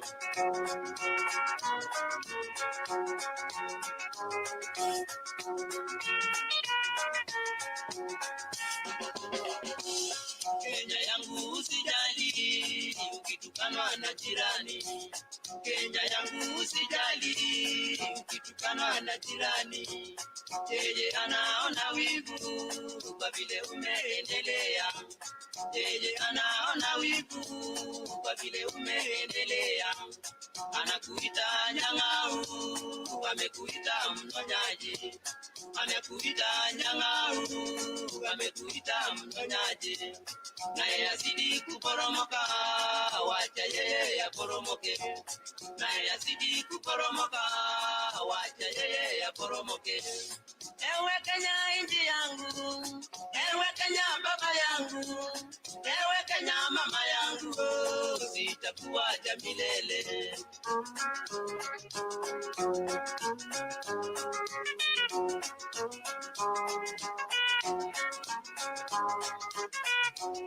Kenya we ni baba yangu, Kenya we ni baba yangu, Kenya we ni mama yangu, Kenya waporomoke, waja wao waporomoke. Viongozi wetu tuombeni, viongozi wetu tuombeni, waja wao waporomoke, waja wao waporomoke. Wananchi tuombeni, wananchi tuombeni, waja wao waporomoke, waja wao waporomoke. Majeshi yetu kuweni macho, majeshi yetu kuweni macho, waja wao waporomoke, waja wao waporomoke, waja wao waporomoke, waja wao. Tushangilie Kenya, taifa letu tukufu, Kenya tunayoipenda, Kenya nchi tunayoipenda. Tujivunie sana tukijiita wa Kenya, nchi yenye baraka, Kenya nchi yenye baraka. Tumekomboa Kenya, taifa letu tukufu, tumebadili mwendo, tutalinda katiba mpya. Anayependa Kenya ni yule mwenye kutenda haki kwa watu wote, mtu mwenye kutenda haki. Na ukipenda Kenya ujitengane na mambo yenye kuvunja amani. Hatutaki matata Kenya, wenye nchi kipenzi chetu, hatutaiacha milele daima. Wenye nchi kipenzi chetu, hatutaiacha milele daima. Kenya kipenzi chetu, nchi yenye upendo, hatutaacha Kenya daima na milele. Kenya kipenzi chetu, hatutaiacha milele daima. Wenye nchi kipenzi chetu, hatutaiacha milele daima. Na nikienda nje sitasahau Kenya, na nitabaki Mkenya daima na milele. Kenya kipenzi chetu, hatutaiacha milele daima. Wenye nchi kipenzi chetu, hatutaiacha milele daima. Na tumeapa sote wenye nchi ya Kenya, kutumikia Kenya daima na milele.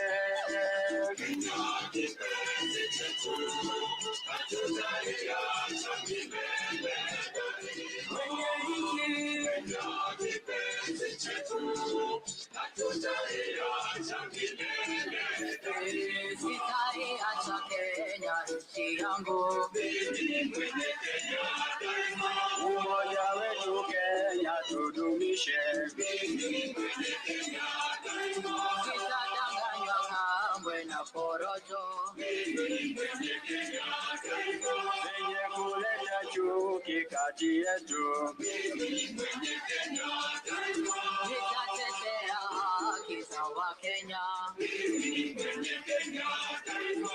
Wala sitakubali ukabila, mimi mwenye Kenya daima. Sitaharibu mali ya wengine, mimi mwenye Kenya daima. Na majirani wangu nitalinda, mimi mwenye Kenya daima. Wenye nchi wenzangu, Kenya kipenzi chetu, hatutaiacha milele daima. Wenye nchi Kenya kipenzi chetu, hatutaiacha milele daima. Tushangilie Kenya, taifa letu tukufu, Kenya tunayoipenda. Tushangilie Kenya, taifa letu tukufu, Kenya tunayoipenda. Kenya nchi tunayoipenda, Kenya nchi tunayoipenda.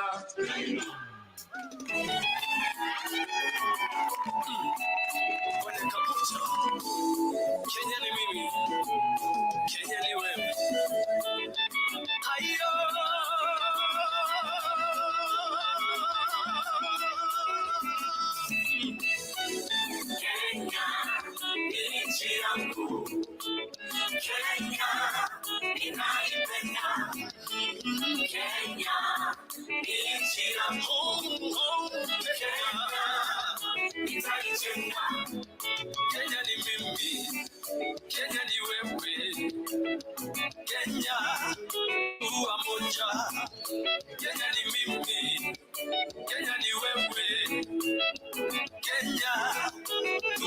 umoja. Babu zetu walituonyesha maana ya umoja.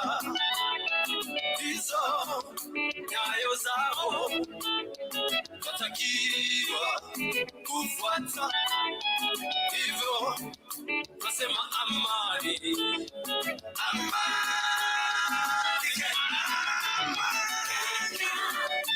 Nchi yangu Kenya, Kenya, Kenya, Kenya, Kenya, nchi yangu mama ya Kenya, nitaijenga.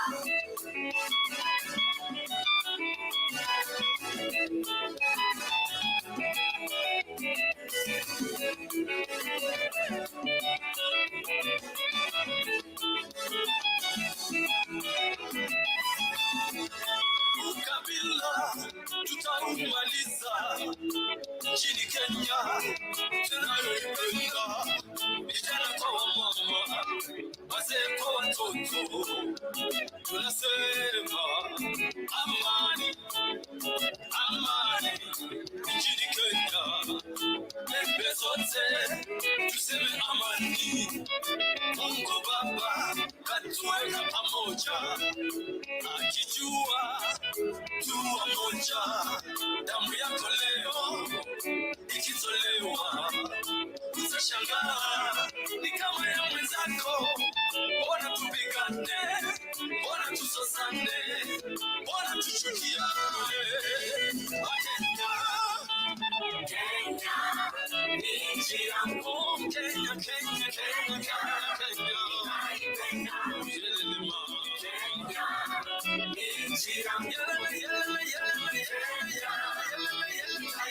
Vijana mna Mungu, vijana mna nguvu, msikubali kuharibu Kenya, msitumike na mtu yeyote asiyependa kujenga Kenya.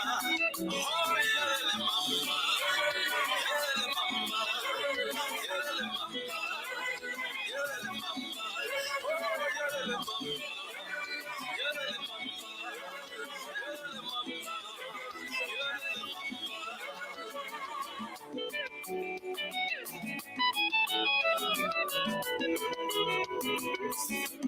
Usipige mwenzako, piga kura, chagua lako. Unapomaliza nenda nyumbani, ngojea chaguo la Mungu, maana chaguo la Mungu ni amani, amani Kenya. Upendo, upendo, upendo. Nakupenda mwanza, upendo, nakupenda, upendo, itakulinda. Mungu Baba twaomba, tuilinde nchi yetu, tuishi kwa umoja, chuki situmalize, sameane tupendane. Ni wewe Mungu pekee, Mungu Baba twaomba, tuilinde Kenya yetu, tuishi kwa upendo, chuki situmalize, tuungane shangiliane. Ni wewe Mungu. Let me say love one another. What can you do to say not love one another? We say serve one another. What can you do to say not serve each other? We are the leaders of today. We are the kings of today. We are the princes and the queens of now. We are the one that the Lord has chosen. Yes, we are the one with the power today. Yes. Amen. My home, my Kenya, my land, my residence, my president, my town, my city, my crown, my love, my joy, my life, my home, my Kenya, my land, my residence, my president, my town, my city, my crown, my love, my joy, my life,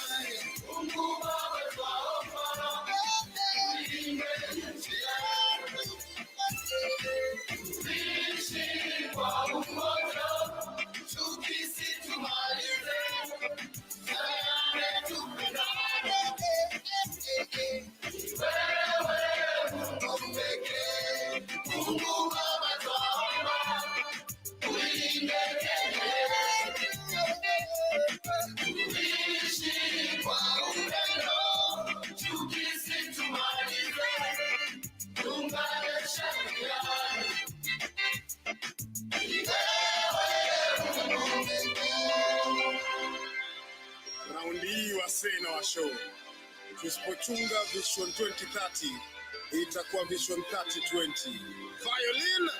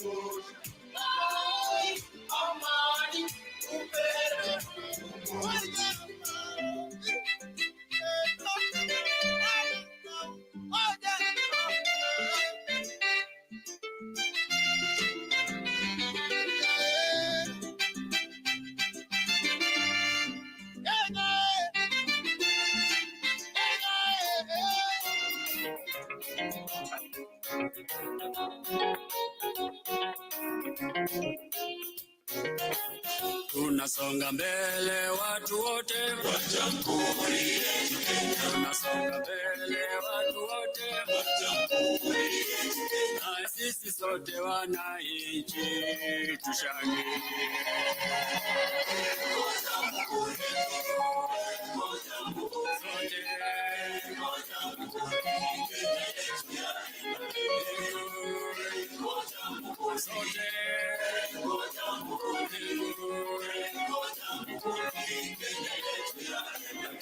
Mikoa yaenda mbele, wilaya zaenda mbele, tarafa zaenda mbele, nchi yote yaenda mbele.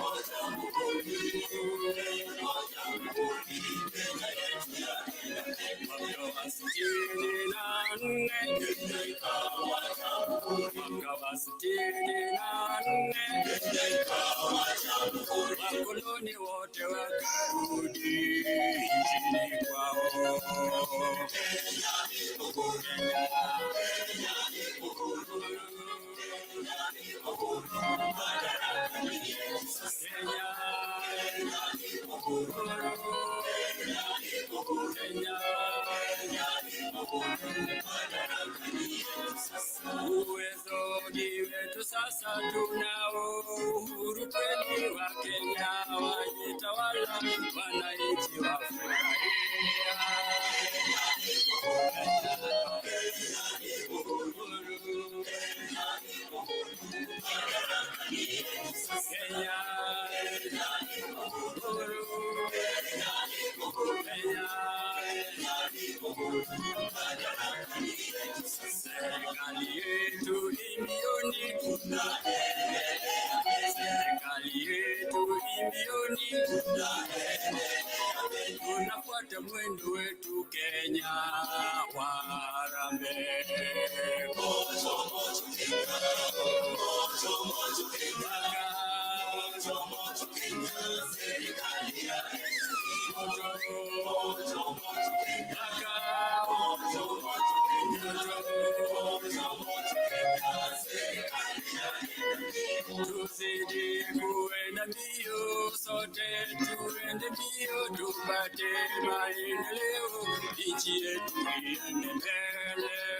Moto moto Kenya, moto moto Kenya, moto moto Kenya, serikali ya moto moto moto Kenya, moto moto Kenya, moto moto Kenya, serikali ya kweli twaenda mbio, popote Kenya mbele, popote kwa elimu twaenda mbele, popote maendeleo twaenda mbele, popote viwandani twaenda mbele, popote shambani twaenda mbele, kweli twaenda mbio,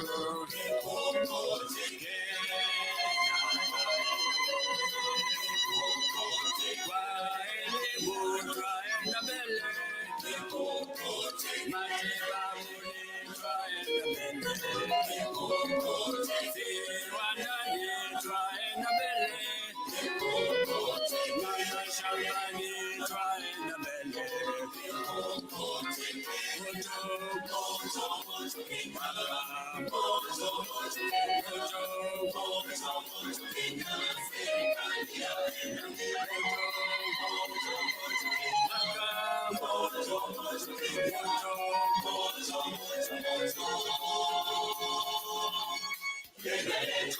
Kenya, taifa letu tukufu, Kenya tunayoipenda. Tushangilie Kenya, taifa letu tukufu, Kenya tunayoipenda. Kenya nchi tunayoipenda. Kenya nchi tunayoipenda. Twajivunia sana tukijiita wa Kenya, nchi yenye baraka. Twajivunia sana tukijiita wa Kenya, nchi yenye baraka. Kenya nchi yenye baraka. Kenya nchi yenye baraka. Tumekomboa Kenya, taifa letu tukufu, tumebadili mwendo.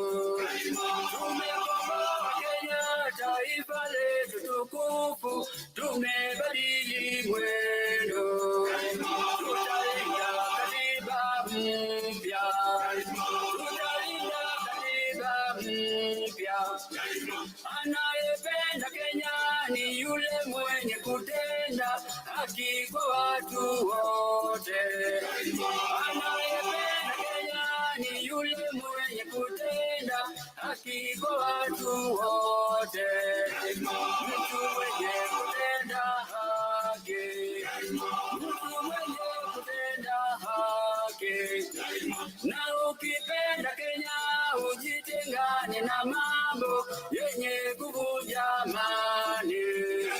Na ukipenda Kenya ujitengane na mambo yenye kuvunja amani. Hatutaki matata Kenya, hatutaki matata Kenya.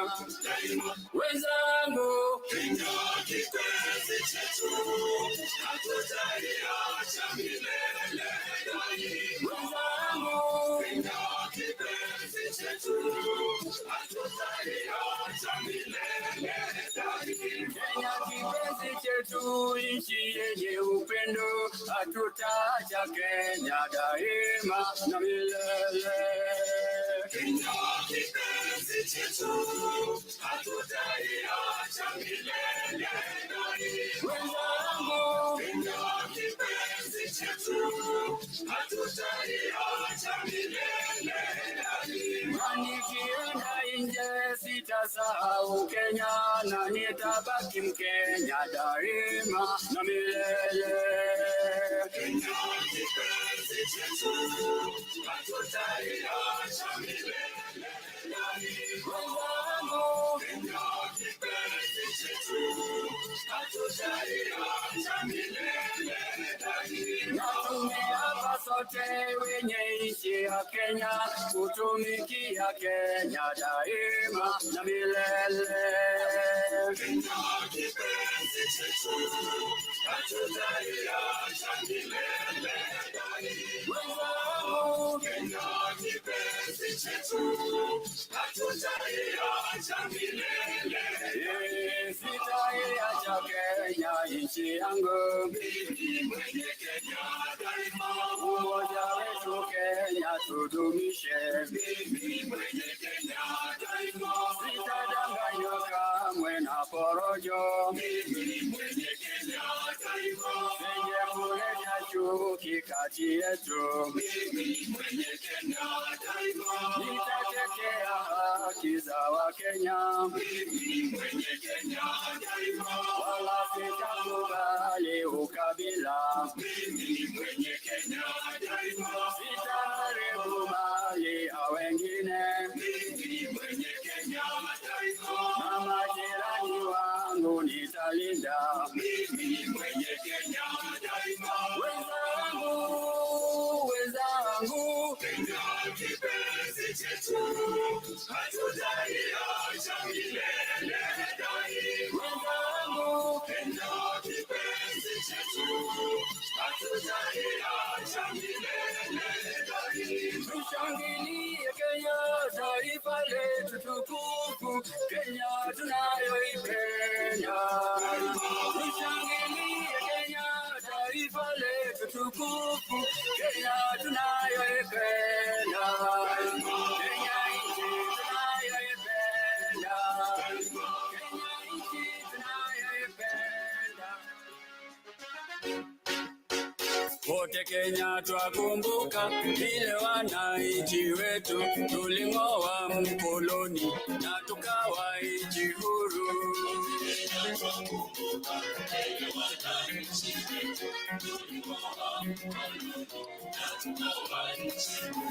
Kenya yetu jamhuri, nchi yenye kupendeza, ni wajibu wetu sote kuilinda Kenya yetu.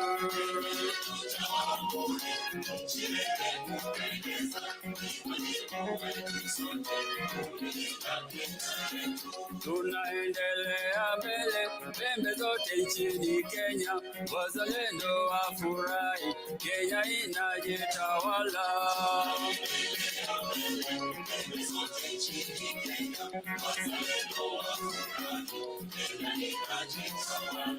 Tunaendelea mbele, pembe zote nchini Kenya, wazalendo wafurahi, Kenya inajitawala.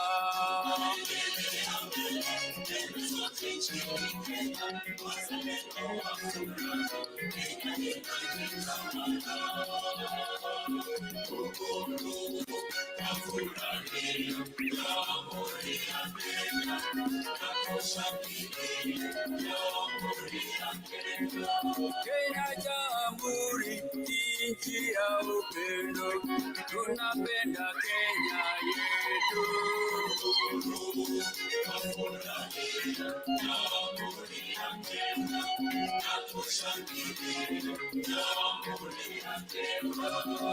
Tunajivunia jamhuri ya Kenya, wananchi wetu wote.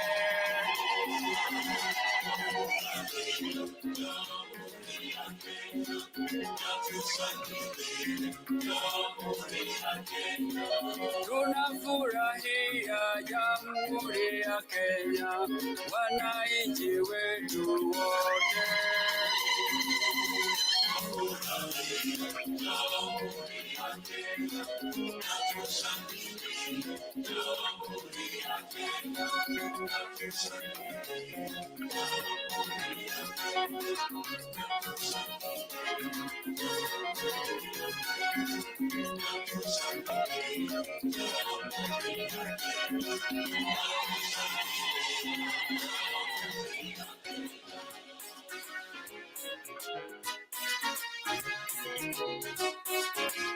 Wananchi tuna jukumu kujenga Kenya nchi yetu, tujumuike pamoja tujenge Kenya nchi yetu.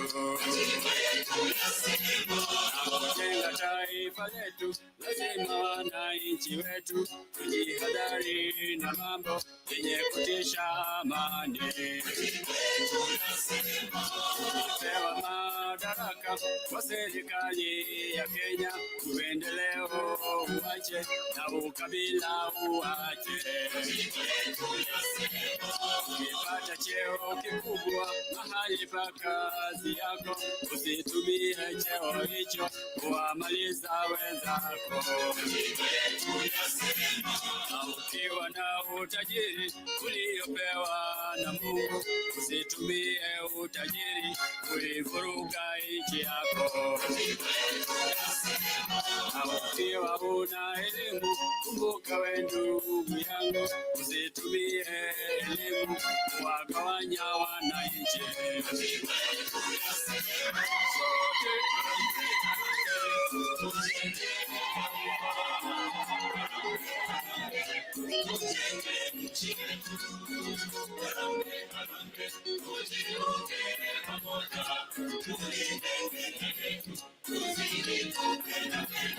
Tusipojenga Kenya kuna mwingine, ni sisi wenyewe tutakaojuta.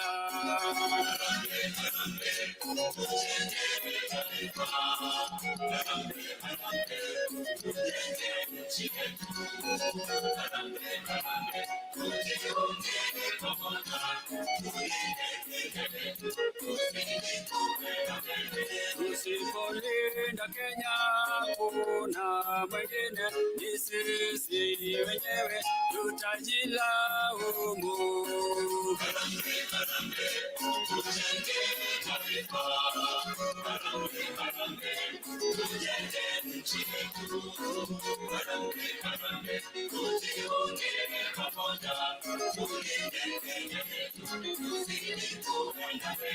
Maendeleo ndio lengo letu wa Kenya, tujiunge pamoja, tujenge Kenya yetu.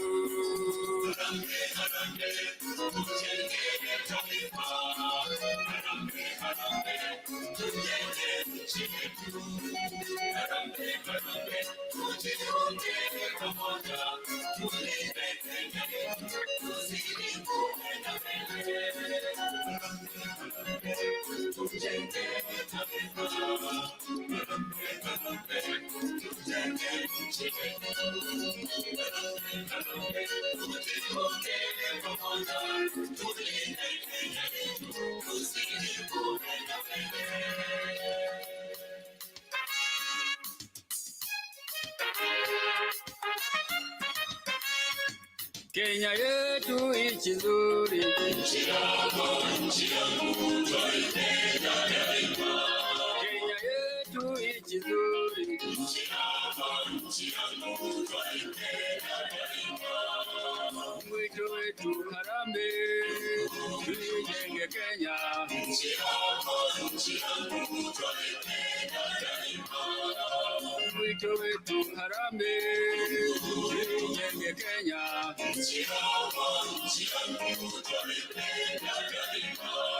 Wenzangu mwananchi, tuunganeni mkono tuijenge taifa. Wenzangu mwananchi, tuunganeni mkono tuijenge taifa. Sote tuna wajibu kuijenga Kenya. Nchi yangu twaipenda daima. Sote tuna wajibu kuijenga Kenya. Nchi yangu twaipenda daima. Viongozi wetu wote, tuongoze watu wetu kwa amani daima. Viongozi wetu wote, tuongoze watu wetu kwa amani daima. Mmepewa uwezo wa kusimamia na kulinda haki yetu kwa amani daima. Mmepewa uwezo wa kusimamia na kulinda haki yetu kwa amani daima. Ndugu zetu wanajeshi, tuilinde nchi yetu siku zote daima.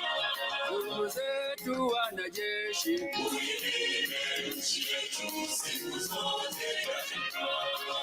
Tusimame imara, tuilinde Kenya. Nchi yangu twaipenda daima. Tusimame imara, tuilinde Kenya. Nchi yangu ndugu zetu tujiunge pamoja, kina baba tujiunge pamoja, kina mama tujiunge pamoja, ndugu zetu tujiunge pamoja, kina baba tujiunge pamoja, kina mama tujiunge pamoja.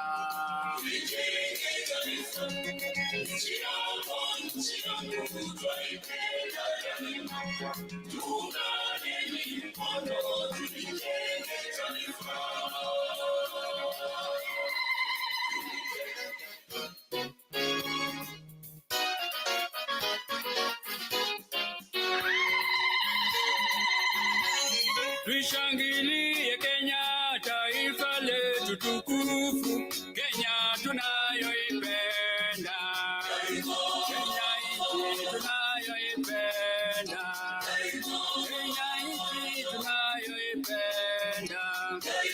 Twajivunia sana tukijiita wa Kenya, nchi yenye baraka, Kenya nchi yenye baraka, Kenya nchi yenye baraka.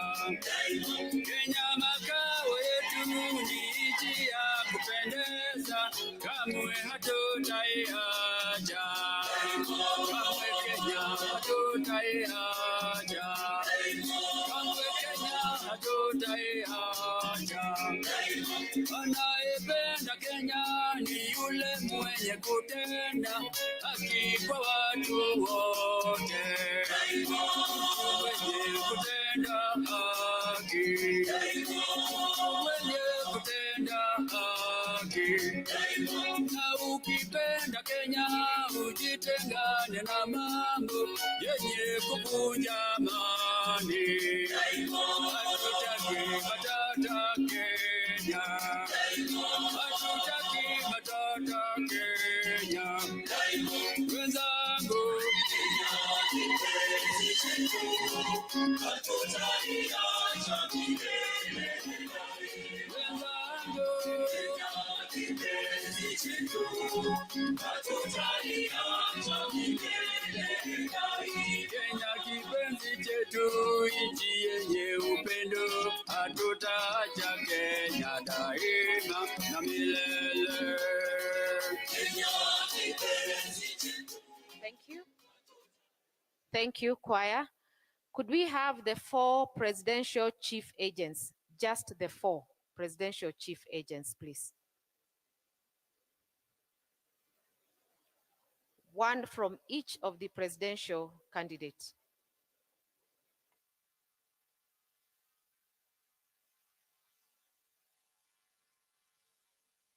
Twakumbuka vile wananchi wetu tuling'oa mkoloni na tukawa nchi huru. Twakumbuka vile wananchi wetu tuling'oa mkoloni na tukawa nchi huru. Kenya yetu jamhuri, nchi yenye kupendeza, ni wajibu wetu sote kuilinda Kenya yetu.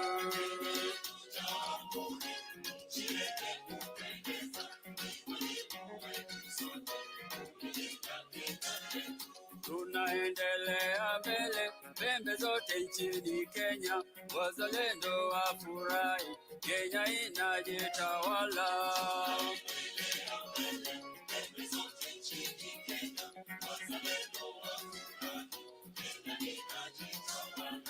Tunaendelea mbele, pembe zote nchini Kenya, wazalendo wafurahi, Kenya inajitawala.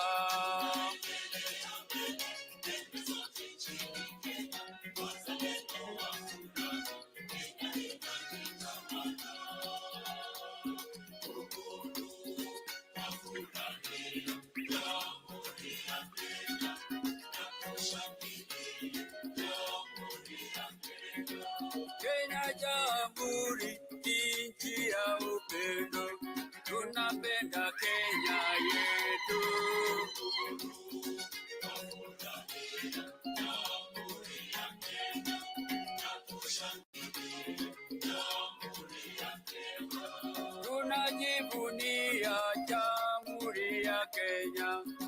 wananchi wetu wote.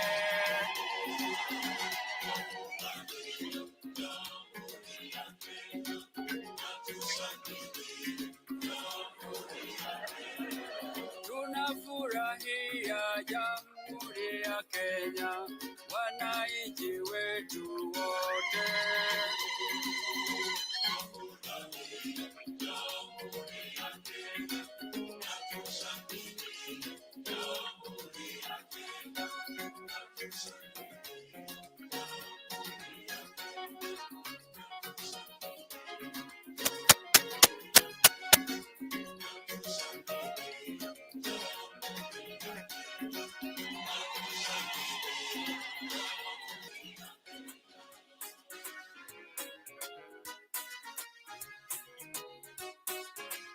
Wananchi tuna jukumu kujenga Kenya nchi yetu, tujumuike pamoja, tujenge Kenya nchi yetu. Na kujenga taifa letu, lazima wananchi wetu tujihadhari na mambo yenye kutisha amani. Ukipewa madaraka kwa serikali ya Kenya, upendeleo uache na ukabila uache. Ukipata cheo kikubwa mahali pa kazi yako, usitumie cheo hicho kuwamaliza wenzako. Na ukiwa na utajiri uliopewa na Mungu, usitumie utajiri kuivuruga nchi yako. Una elimu, kumbuka we ndugu yangu, usitumie elimu kuwagawanya wananchi.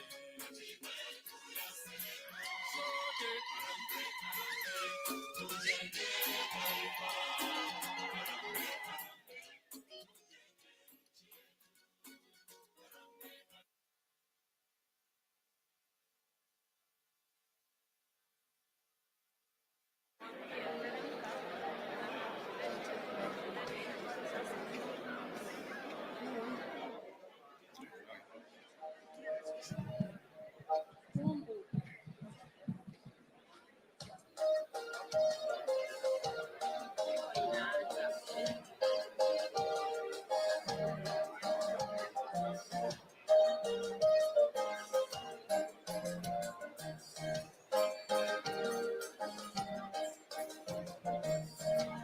Unifanye niwe chombo cha amani yako, nisambaze amani duniani kote.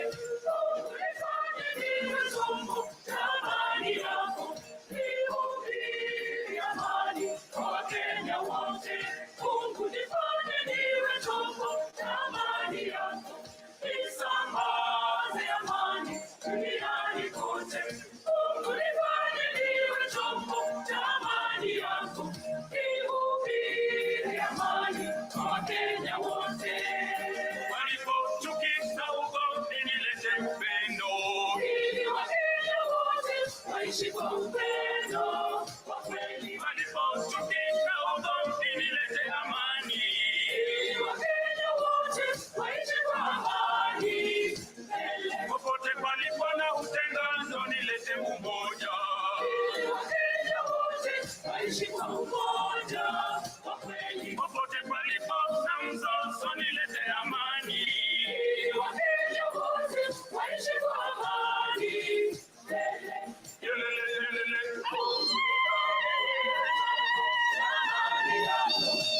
Nisambaze amani duniani kote.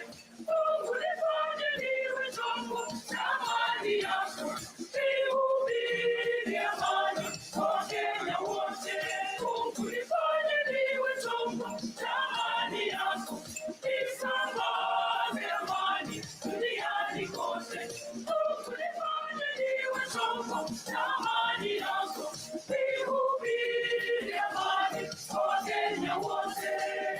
Walipojaa na mashaka nilete faraja, ili Wakenya wote waishi kwa upendo kwa kweli. Walipopita na majeraha nilete amani, ili Wakenya wote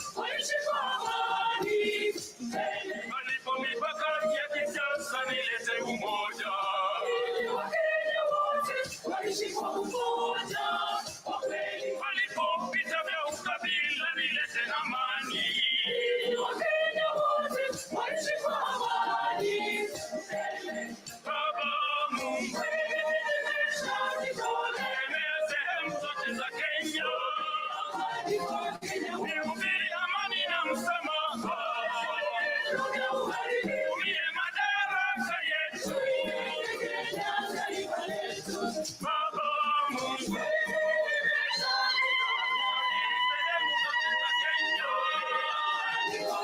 nikomesha vitendo vya ukabila. Umie madaraka yetu.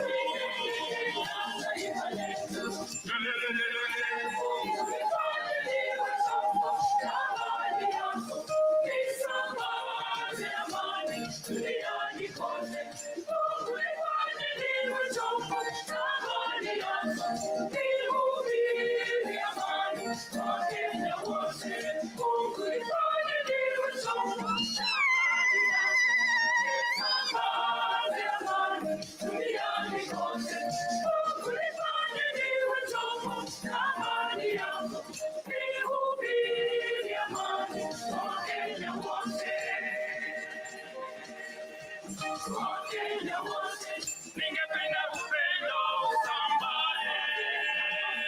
Ningependa upendo usambae. Ningependa amani isambae. Ningependa amani isambae. Ningependa umoja usambae. Ningependa umoja usambae. Ningependa amani isambae. Ningependa amani isambae.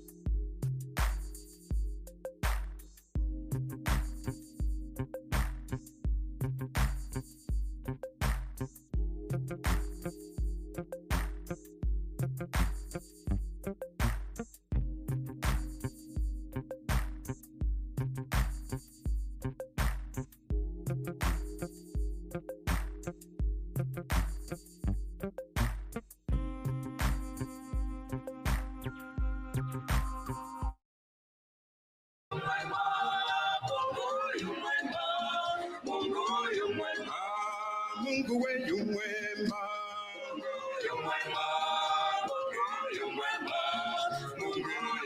kweli Mungu weyu mwema,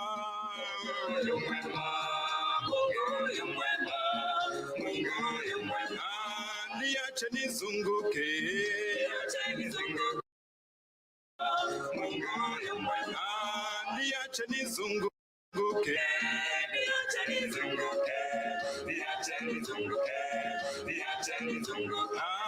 niache nizunguke.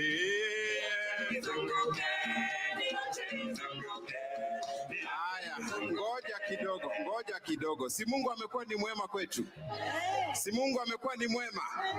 Kama amekuwa ni mwema, bado umekaa.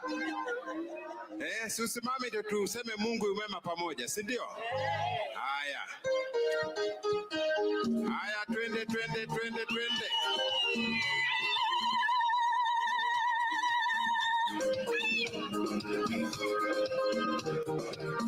Wapi makofi? Wapi shangwe na vigelegele? Oh, Mungu yu mwema.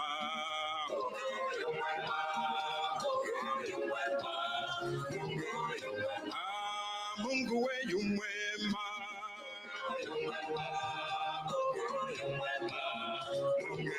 Kwa kweli Mungu we yu mwema.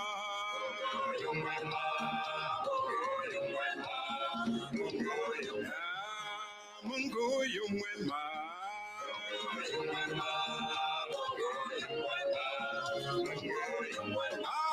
Niache nizunguke. Zunguka.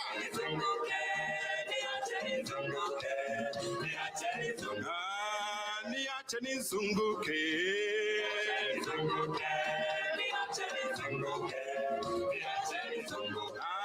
Niache nifurahike.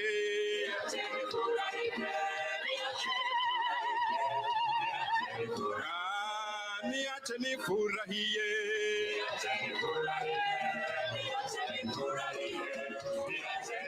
Oh, Mulungu ni muzuri.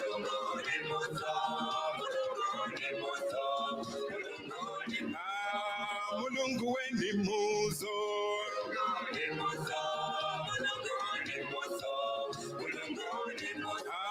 Niricha nidengereke.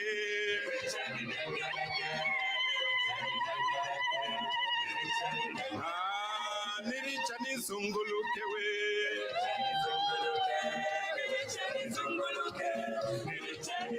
Oh, moya salala.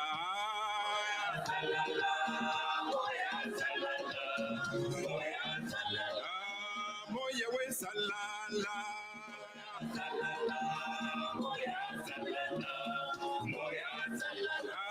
Nireke ni rame rame.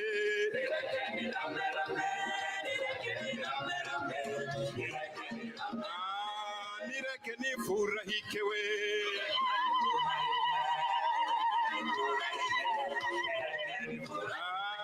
Nireke ni furahike we.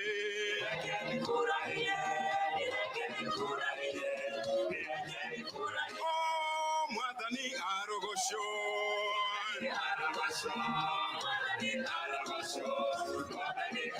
Oh, mwadhani arogosho.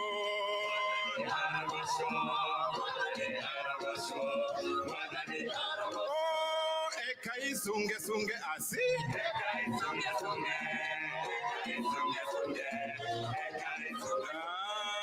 Ekai sunge asi.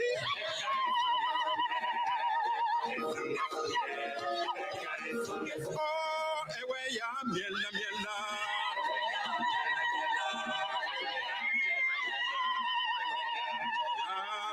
Ewe ya miela.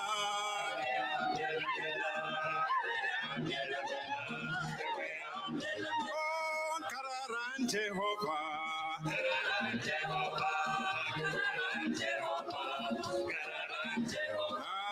Kararan Jehovah.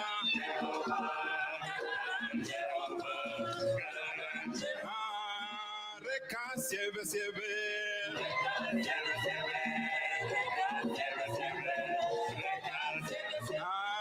Reka sieve.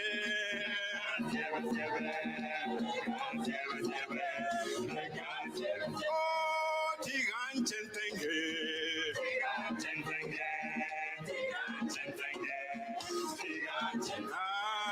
Tigan chentenge.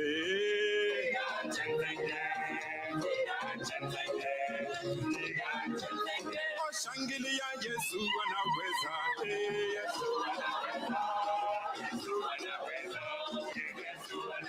Shangilia Yesu anaweza.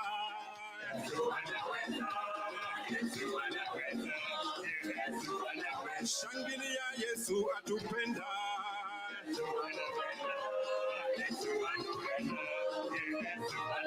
Shangilia Yesu atupenda kweli.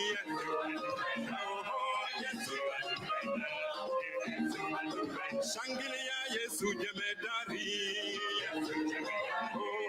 Yesu jemedari. Shangilia Yesu jemedari kweli. Shangilia Yesu dakitari.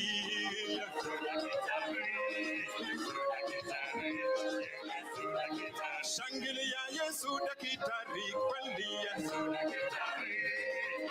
Haya, cheza kama mtu ana furaha sasa. Twende. Wapi shangwe na vigelegele kwa Kenya? Hii Kenya ni yetu sisi wote. Chezea Mungu, chezea Mungu, chezea Mungu. Twende. Twende. Twende. Twende. Wapi shangwe ya Kenya? Shangwe ya Kenya. Ha. Twende. Twende. Twende. Cheza kabisa, cheza kabisa, cheza, cheza, cheza, cheza, cheza. Twende. Wanakwaya wapi vigelegele? Twende. Twende. Twende.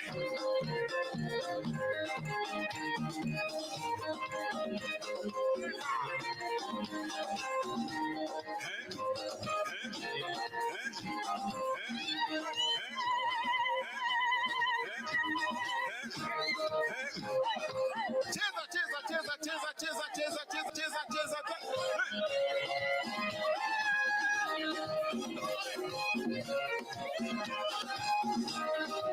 Twende. Shangwe ya Kenya, shangwe ya Kenya, shangwe ya Kenya.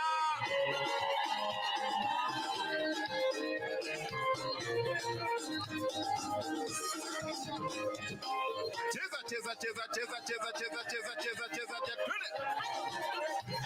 Wapi vigelegele, wapi vigelegele? Twende. Twende.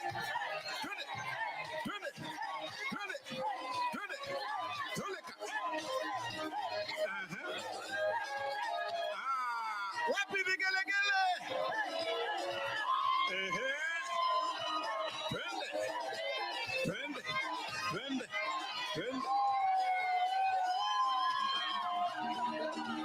Twende. Katika. Katika. Katika. Katika. Katika. Katika. Oh, shangilia Yesu anaweza.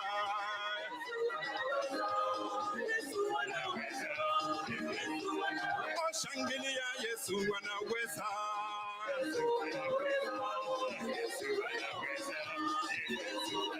Shangilia Yesu kiongozi. Oh, Yesu kiongozi. Shangilia Yesu kiongozi. Oh, Yesu kiongozi. Shangilia Yesu atupenda.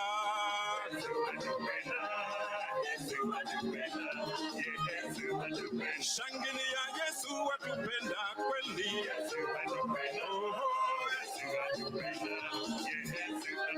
Shangilia Yesu anaweza.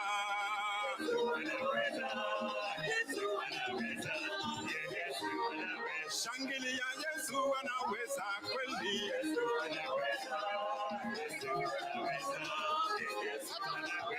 Cheza, cheza, cheza, cheza, cheza, cheza, cheza, cheza.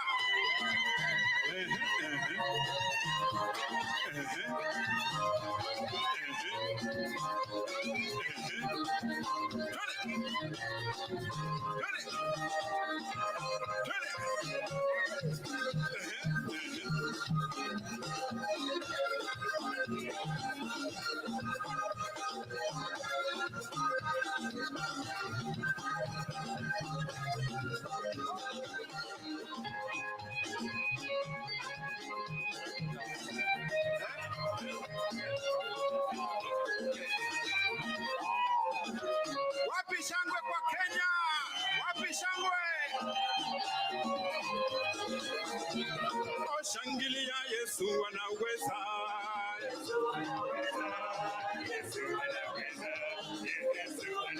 Shangilia Yesu anaweza. Kweli Yesu anaweza.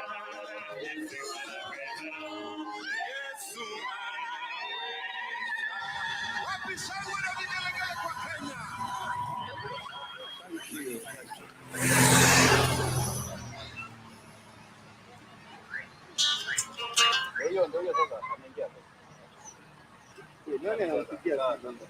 Milele.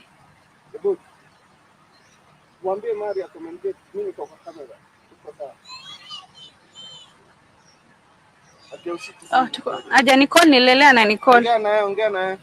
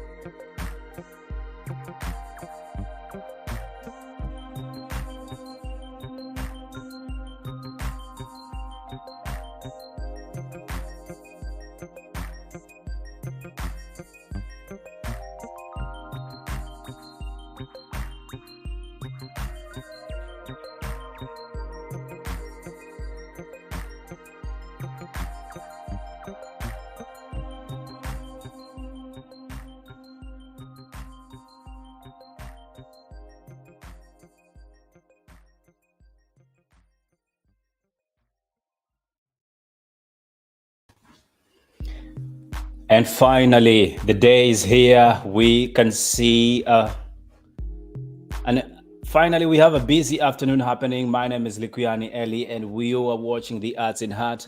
This is a convoy, an illustration that the deputy president is headed to the Bomas. These are live pictures coming to you live from the Bomas of Kenya, and we can finally authoritatively say that the deputy president is going to attend this event at the Bomas of Kenya. Unknown to many, this has been a very, very long ride, a very, very heavy one for these candidates. And indeed, we can say that it is a moment, an historical moment. We've seen the mood that has finally changed in the broadcast, and we've seen them looking very, very happy about everything that is happening at the Bomas. Well, are we going to have the 5th president of the republic? Are we going to have one conceding defeat? Are we going to have one finally being declared president-elect? These are just some of those questions that we will be looking forward to have a response with. And we'll be joining our reporter that is on the ground to help us understand the mood right here at the Bomas of Kenya. But let's just have you enjoy the sounds and pictures from this event right there at the Bomas of Kenya. Of course, if this is your first time, be sure to subscribe to our channel, The Arts in Heart Official, on our YouTube channel and across all other social media platforms. We are multi-streaming this on other platforms, including Julitix Media.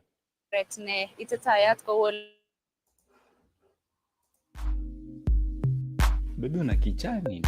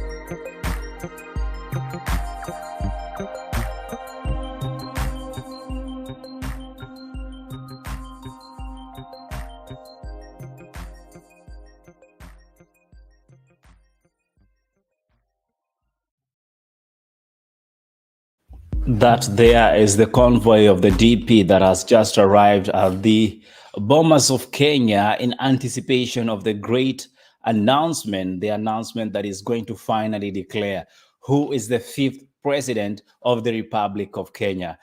Godwin, good afternoon once again. Welcome to the broadcast. I know it's a heavy day for all of us, a day that we have been anticipating in all pensive mood, but I can tell you for a fact the mood right now at the Bomas of Kenya is not the mood we've seen. Heavy security surrounding that dais, and yes, we saw earlier on all competitors shaking hands, taking pictures, and it's not a campaign mood anymore. It is a victory session. Godwin, what do you make of this new upcoming scenarios?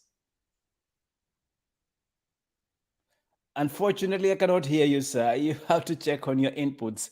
You know, when we are live, everything can happen. So, yes, as Gordon gets to adjust that, I will ask you guys to get and see how things are. The set is ready, and anytime soon, Chebukati will be walking into that dais to announce the final tally and declare the president-elect.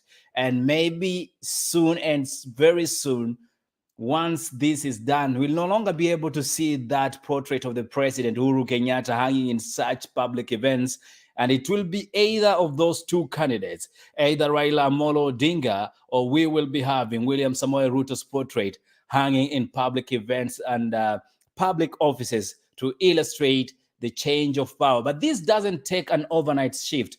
We will be following through keenly to understand how these events are supposed to take over. The handover of power, this is something that has been prepared long enough. It doesn't, and Kenya can never have a vacuum according to the institutions that have been laid and according to the constitution that we follow.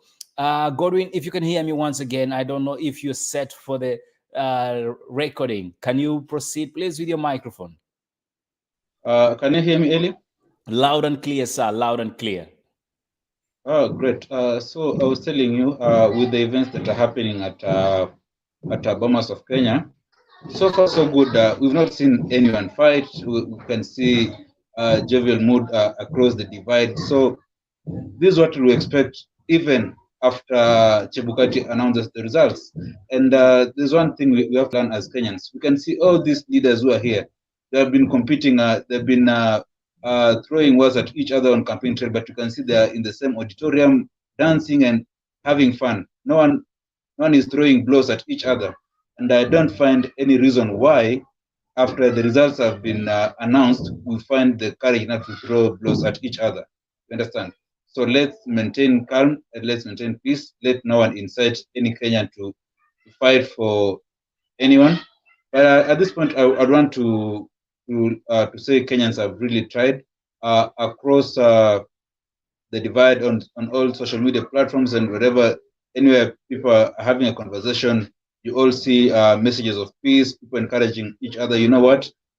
This will come and it will go, but we'll always remain friends, neighbors, and family. You know, it's a good thing. I think this time around, Kenyans have taken it upon themselves to make sure they maintain peace.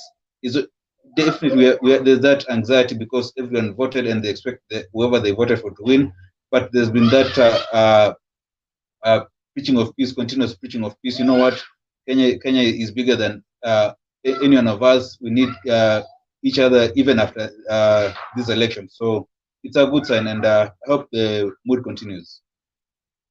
Indeed, it is a good sign, a sign of finally getting to the end of the tape, and we will be understanding and finally getting to know who is the fifth president of the Republic of Kenya. Again, this announcement can only be made public by the IBC chair, Wefula Chebukati.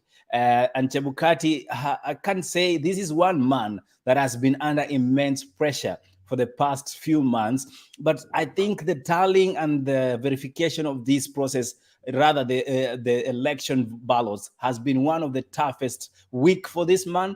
Do you hold the same opinion, Godwin?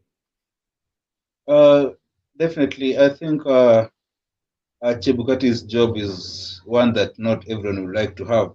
You know, yes, tension comes in such tension comes in once after every 5 years, because after this, none will be talking about Chebukati for long. Once the new president assumes office, yes, we know IBC is there, but none will be talking about him. No, you'll not be hearing about Chebukati, but his name now will start hearing towards when people are approaching the election period, during the election period, and during the time of announcement of results. So it's at this time he faces a lot of pressure, which sustains him for the next 5 years. So you mean Chebukati will be history for some time now until the next election? Yeah, definitely. He'll be there. Once the air settles, no one will be talking about Chebukati. It's until when we're approaching the next cycle, that's when you'll hear stories. Is IBC prepared? IBC doing ABCD? Have they followed the due process, procurement, and all that? And then once the winners has been declared, the whole court process has been completed, then everyone goes back to their normal activities. And then Chebukati's name will resurface again 5 years later. I mean, Godwin, it is too early to write off this man Chebukati, because he will not only be handling the announcement of this election, he will be also be there to defend that these elections were not only credible, but they were fair, and they can be, you can hold them and test them against the test of time. So I believe Chebukati's name will be on our lips for some time now. He is the man Exactly. who's going to make the moment or either break this moment. And pardon me, we are experiencing quite a difficult weather situation for the moment. It's rainy here, so we might be having some interruption, but I believe we'll be able to pull through either way. Exactly, Alien. That's why I told you, once everything has been done with, the court process has been done with, after the air settles, that's when Chebukati now can go to rest. Because as I told you, right now, once the elections have been declared, the winner has been declared, we're going to have petitions. Obvious is an interested party. Is a party in whatever proceedings that will be coming up. So he has to defend himself. So it's until things have settled down, like we have now accepted as a country, we have a new president, then at least up to that point, Chebukati can have a sigh of relief, just for a few number of years, because again, he has to embark on the process. You remember, it's not just about the voting day or announcement of results. He'll be at work, yes, because there's now the issue of now continuous voter registration and all that. But during that time, no one is making noise. Chebukati is not doing this. So at that point, yes, he's working, but his name is not in the limelight as compared to now.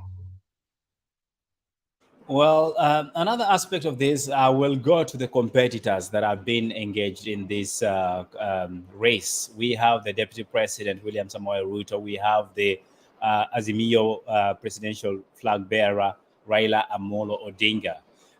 Do we expect them probably to ease out and exchange those friendly handshakes by any chance? Definitely, Eli. This is a competition. At the end of the day, we'll have a winner and a loser. So now it will all depend with the two front runners of this election, what they want for this country.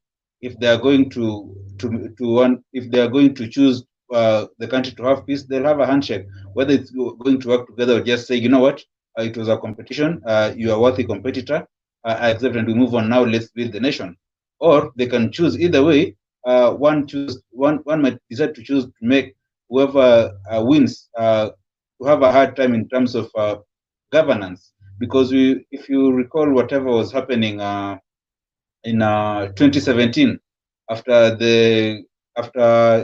Uhuru Kenyatta and William Ruto were declared president and deputy president elect, we had a commotion here and there. You remember the resist movement, and it makes it difficult even for people to work, because you remember the Raila side saying, we have to resist some products.